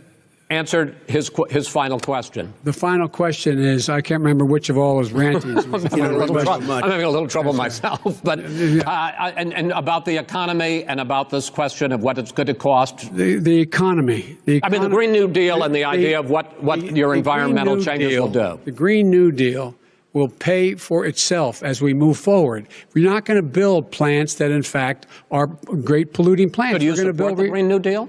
Pardon me? Do you support that? No, I don't support the Green New Deal. Oh, you don't? Oh, well, that's a big statement. I support that means you the just lost the radical left. I support the Biden plan that I put forward. Okay. The Biden plan, which is different than what he calls the radical Green New Deal. All right, gentlemen, final segment, election integrity. As we meet tonight, millions of Americans are receiving mail-in ballots or going to vote early. How confident should we be that this will be a fair election? And what are you prepared to do over the next 5+ weeks, because it'll not only be to Election Day, but also counting some ballots, mail-in ballots after Election Day? What are you prepared to do to reassure the American people that the next president will be the legitimate winner of this election? In this final segment, Mr. Vice President, you go first. Prepared to let people vote. They should go to iwillvote.com. Decide how they're going to vote, when they're going to vote, and what means by which they're going to vote. His own Homeland Security Director, and as well as the FBI Director, says there is no evidence at all that mail-in ballots are a source of being manipulated and cheating. They said that. The fact is that there are going to be millions of people because of COVID that are going to be voting by mail-in ballots, like he does, by the way. He sits behind the Resolute desk and sends his ballot to Florida, number one. Number two, we're going to make sure that those people who want to vote in person are able to vote because enough poll watchers are there to make sure they can socially distance. The polls are open on time, and the polls stay open until the votes are counted. And this is all about trying to dissuade people from voting because he's trying to scare people into thinking that it's not going to be legitimate. Show up and vote. You will determine the outcome of this election. Vote, vote, vote. If you're able to vote early in your state, vote early. If you're able to vote in person, vote in person. Vote whatever way is the best way for you, because he cannot stop you from being able to determine the outcome of this election. And in terms of whether or not when the votes are counted, and they're all counted, that will be accepted. If I win, that will be accepted. If I lose, that'll be accepted. But by the way, if in fact he says he's not sure what he's going to accept, well, let me tell you something. It doesn't matter, because if we get the votes, it's going to be all over. He's going to go. He can't stay in power. It won't happen. It won't happen. So vote. Just make sure you understand you have it in your control to determine what this country is going to look like the next 4 years. Is it going to change? You're going to get 4 more years of these lies. Mr. President, 2 minutes. So when I listened to Joe talking about a transition, there's been no transition from when I won. I won that election. And if you look at crooked Hillary Clinton, if you look at all of the different people, there was no transition, because they came after me trying to do a coup. They came after me spying on my campaign. They started from the day I won, and even before I won, from the day I came down the escalator with our First Lady. They were a disaster. They were a disgrace to our country. And we've caught them. We've caught them all. We've got it all on tape. We've caught them all. And by the way, you gave the idea for the Logan Act against General Flynn. You better take a look at that, because we caught you in a sense. And President Obama was sitting in the office. He knew about it, too. So don't tell me about a free transition. As far as the ballots are concerned, it's a disaster. A solicited ballot, okay, solicited is okay. You're soliciting. You're asking. They send it back. You send it back. I did that. If you have an unsolicited, they're sending millions of ballots all over the country. There's fraud. They found them in creeks. They found some with the name Trump, just happened to have the name Trump just the other day in a waste paper basket. They're being sent all over the place. They sent 2 in a Democrat area. They sent out 1,000 ballots. Everybody got 2 ballots. This is going to be a fraud like you've never seen. The other thing, it's nice on November 3rd, you're watching and you see who won the election. And I think we're going to do well, because people are really happy with the job we've done. But you know what? We won't know. We might not know for months because these ballots are going to be all over. Take a look at what happened in Manhattan. Take a look at what happened in New Jersey. Take a look at what happened in Virginia and other places. They're not losing 2%, 1%, which, by the way, is too much. An election could be won or lost with that. They're losing 30 and 40%. It's a fraud, and it's a shame. And can you imagine where they say you have to have your ballot in by November 10th? November 10th. That means that's 7 days after the election, in theory, should have been announced. Okay. We have major states with that. Sir, all run by 2 Democrats. minutes is 2 minutes. All run by Democrats. It's President Trump, it's a rigged election. You're going to be able to continue.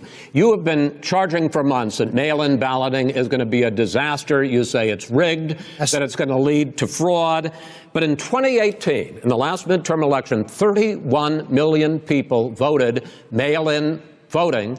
That was a quarter, more than a quarter of all the voters that year cast their ballots by mail. Now that millions of mail-in ballots have gone out, what are you going to do about it? And are you counting on the Supreme Court, including a Justice Barrett, to settle any dispute? Yeah, I think I'm counting on them to look at the ballots, definitely. I hope we don't need them in terms of the election itself.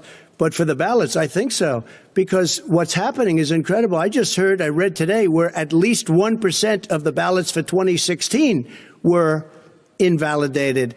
They take them. We don't like them. We don't like them. But what are you going to do about it? If there are millions of ballots going out right now, what you do is you go and vote. You do a solicited ballot, and that's okay, or you go and vote. I'm asking you about the fact that millions of people You go and vote. You go and vote, but like what I'm they saying is, what are you like they gonna do used about to the fact in the that old. millions of people. You either do, Chris, a solicited ballot where you're sending it in, they're sending it back, and you're sending. They have mailmen with lots of it. Did you see what's going on? Take a look at West Virginia. Mailmen selling the ballots. They're being sold. They're being dumped in rivers. This is a horrible thing for our country. There is no. This is not. There is no. This is not going to end well. There is no This is not going to end well. 5 states have had mail-in ballots for the last decade or more. 5, including 2 Republican states. And you don't have to solicit the ballot. It's sent to you. It's sent to your home. What they're saying is that it has to be a postmark by election day. If it doesn't get in till the 7th, 8th, 9th, it still should be counted. He's just afraid of counting the votes because You're wrong. You're wrong. I want to continue with you on this, Vice President Biden. Chris, he's so wrong when he makes a statement like that. Excuse me. Vice President Biden, the biggest problem, in fact, over the years with mail-in voting has not been fraud historically. It has been that sizable numbers, sometimes hundreds of thousands of ballots are thrown out because they have not been properly filled out, or there is some other irregularity, or they missed the deadline. So the question I have is, are you concerned that the Supreme Court with a Justice Barrett will settle any dispute? I'm concerned that any court would settle this because here's the deal. When you get a ballot and you fill it out, you're supposed to have an affidavit. If you didn't know, you have someone say that this is me. You should be able to, if in fact you can verify that's you before the ballot is thrown out, that's sufficient to be able to count the ballot because someone made a mistake and not dotting the correct I. Who they voted for, testify, say who they voted for, say it's you. That is totally legitimate. All right. Excuse me, Chris, when you have 80 million ballots, I have a final Senate question. and swamping the system, you know it can't be done. You know it can't, and already there's been fraud. Mail service delivers wait a minute, gentlemen. And the final question is, in 8 states, we can keep talking. In 8 states, election workers are prohibited currently by law, 8 states, from even beginning to process ballots, even take them out of the envelopes and flatten them until Election Day. That means that it's likely, because there's going to be a huge increase in mail-in balloting, that we are not going to know on election night who the winner is, that it could be days, it could be weeks, could be months, until we find out who the new president is. So first for you, sir, finally for the vice president, I hope neither of you will interrupt the other. Will you urge your supporters to stay calm during this extended period, not to engage in any civil unrest? And will you pledge tonight that you will not declare victory until the election has been independently certified? President Trump, you I'm go urging first. my supporters to go into the polls and watch very carefully, because that's what has to happen. I am urging them to do it.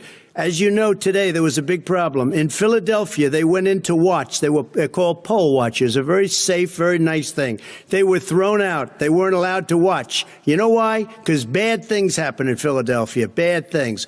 And I am urging my people. I hope it's going to be a fair election. If it's a fair election, I am 100% on board. But if I see tens of thousands of ballots being manipulated, I can't go along with that. And I'll tell you what, does that mean, from a common sense, does that mean you're going to tell your people to take to the street? It means you have a fraudulent election.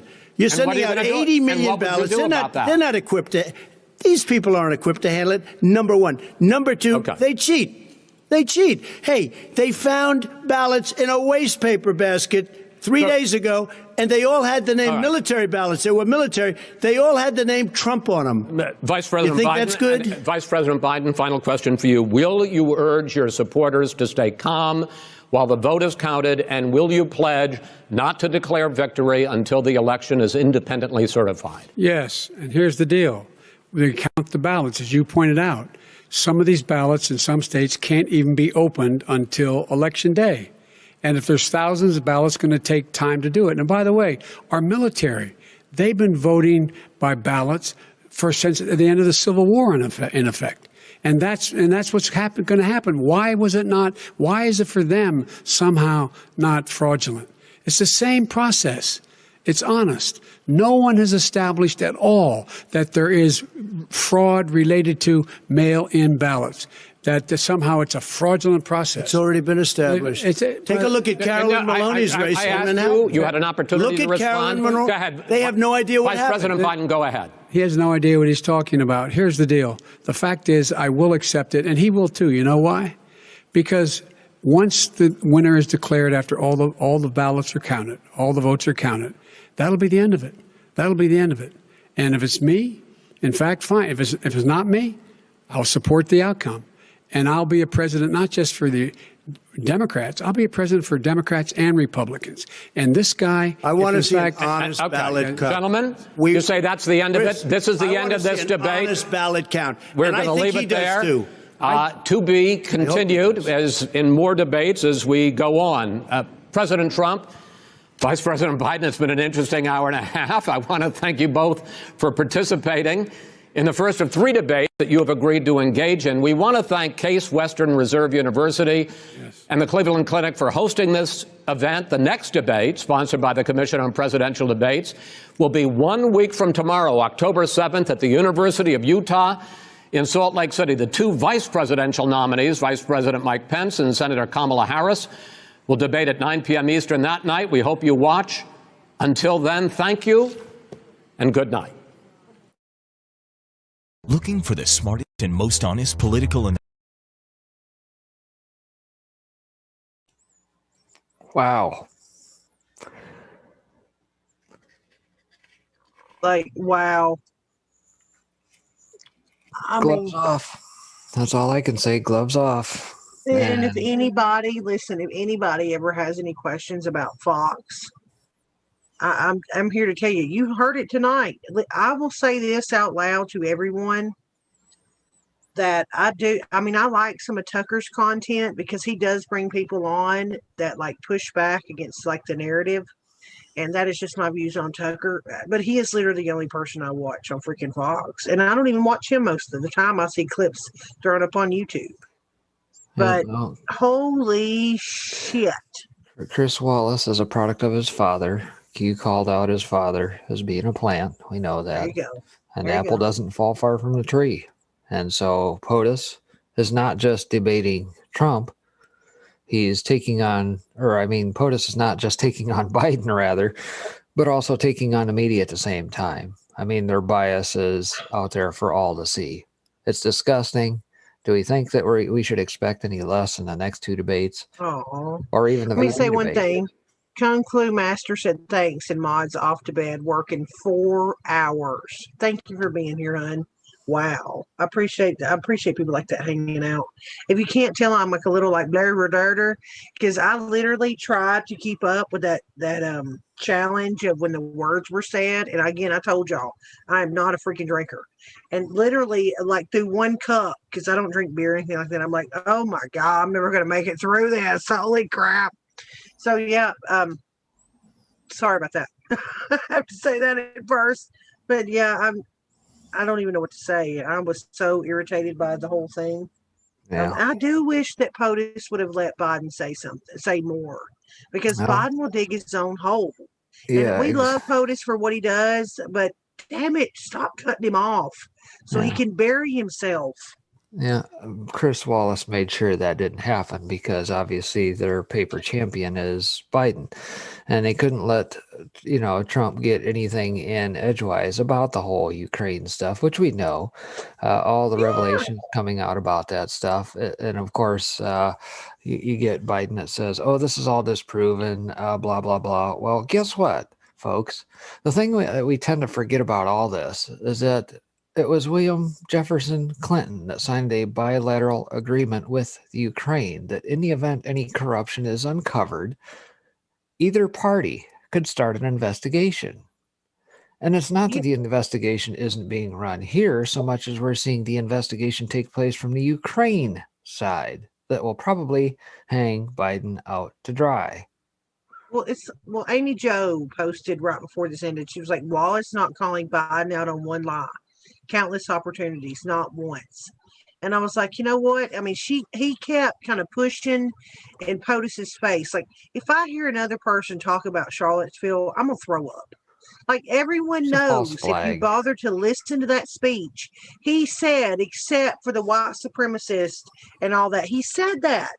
We're fast forward 3 years and people are still bringing that up. If that doesn't showcase the bias of the media, I'm sorry, people, but you could be hitting the back of the head with a 2x4, and I don't think you would see the wood. I mean, it is like literally ludicrous. I don't know. It's Nice analogy. sorry, I'm from the South. You know what I mean. Whatever. Yeah.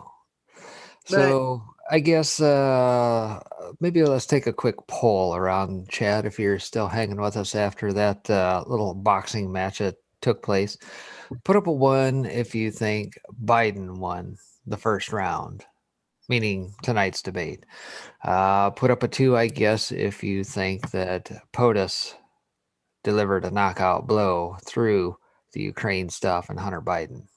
Let's see what we get back.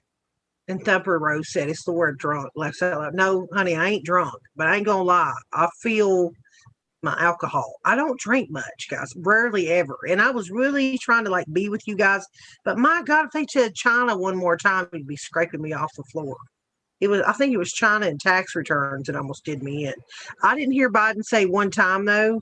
Come on, man. He said come on one time, but he didn't add man to the end of it. And I was like, thank God we got past that one. But he did not do the come on, man.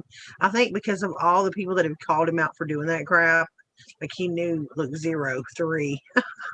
Yeah, we got quite a few 2s in there, a few 1s. We got a couple more to go. We'll see if they make it to those rounds or if something magically happens to take Biden out. I don't know. I can guarantee you that the Mockingbird media will have the polls out tomorrow, verbatim, just like what they did back in 2016. Biden clearly won, and of course they'll start getting out their usual polls and say, well, after this, you'll get the post debate bump. Right. And all of a sudden Biden will be 3 or 5 or 10 points ahead or whatever. And next thing you know, he's got a 91% chance that he's going to win this thing right up to the day of election. And voila, what do we have? But yeah, it was nuts. It was nuts that, again, everybody tries to say that Chris Wallace is fair on Fox. Oh, are you serious? But like whenever Trump said, I guess I'm debating you, not him, but that's okay. I mean, like that should show you exactly what I think our POTUS understands what he's up against. He understands. But he did that. That's literally the first thing out from Daily Wire. Look at Daily Wire. I literally just pulled it up. And the first thing out from it is Trump challenges moderator Chris Wallace. I guess I'm debating you, not him, but that's okay. Like legitimately, it just ended, and that people already write stories that are on the right side. You know, that's Mhm. funny you say the right side and conservative side that are saying that. Yep. Well, we'll have a lot more to say about this probably tomorrow as the articles and outlets and that producer stories after tonight's debate. And let's see if we stay on a roll here with getting more information out via the D classes and everything else that Ratcliffe just put to old Lindsey Graham here. I think the best thing personally that POTUS can probably do is stay on the offensive on this. The more he hits back on Biden, remember as POTUS said, he's a counterpuncher. He may take a lick or two, but he's going to come back and hit you right square in the mouth. And of course, you get somebody like Biden who swears to be a scrapper from Scranton. It's going to be a fight, but I don't think it's in Biden for the long haul. I'd like to know what sort of concoction of pharmaceuticals they pumped him full of tonight to get him in that sort of condition, because everything over the last 4 months suggests otherwise, that he couldn't hang for doing a stinking TV interview in his own basement. Well, OG West said POTUS missed so many opportunities to tell the world what good he has done. Spends too much time on stupid crap. It said Biden just babbled, no winner.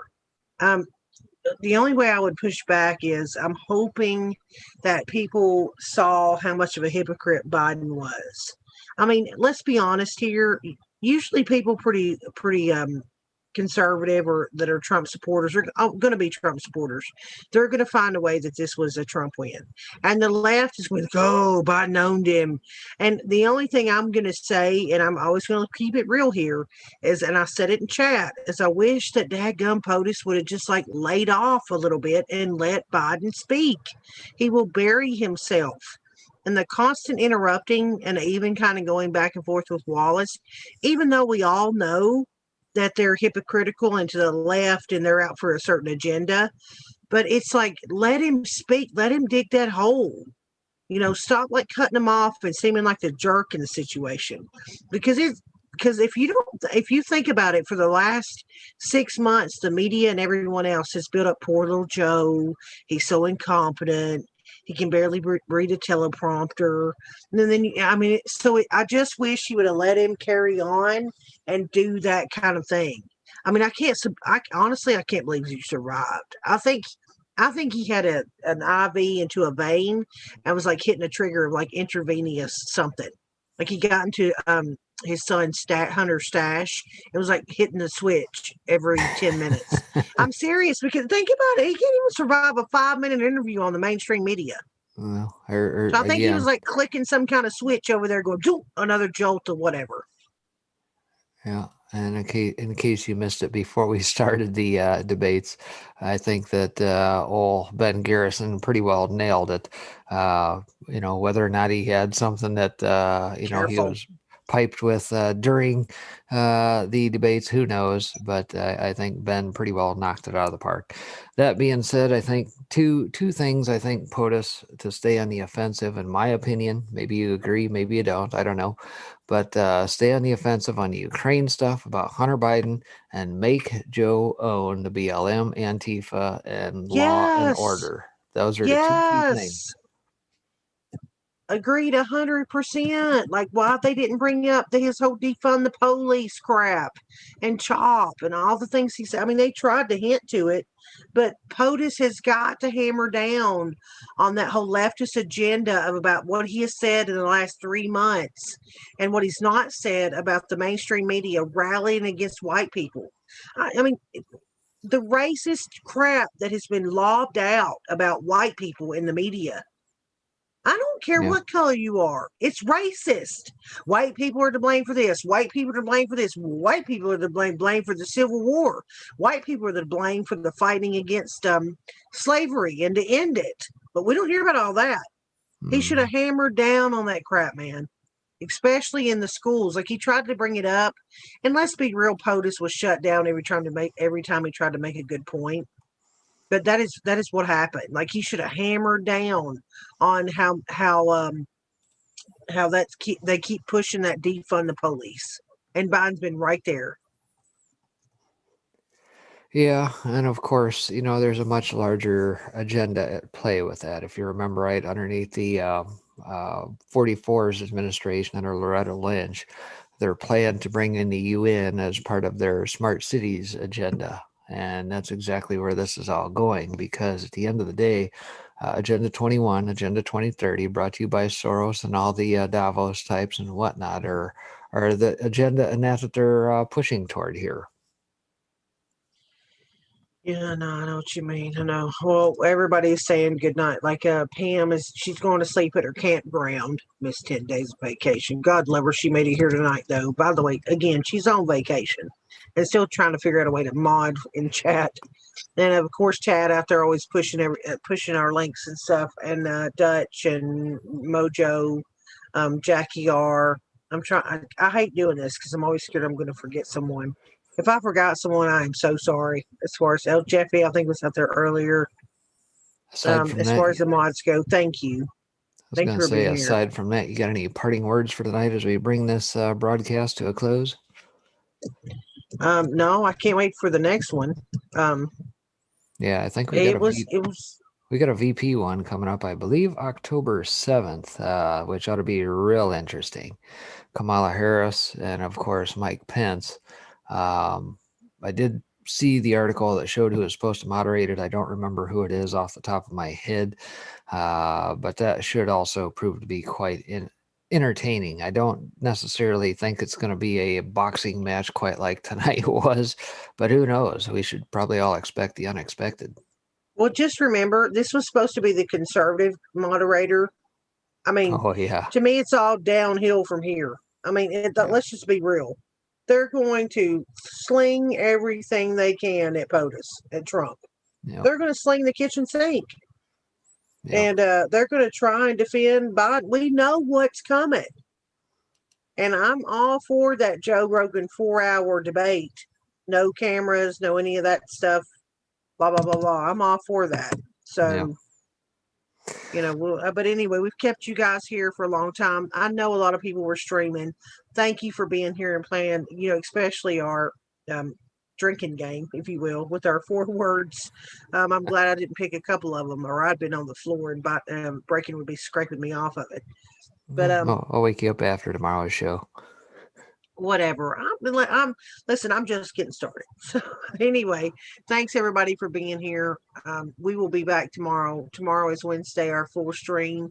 There might be a hiccup a couple times because, as everyone knows, Abe is on his own channel at this point, and I'll kind of leave it at that and leave it at that.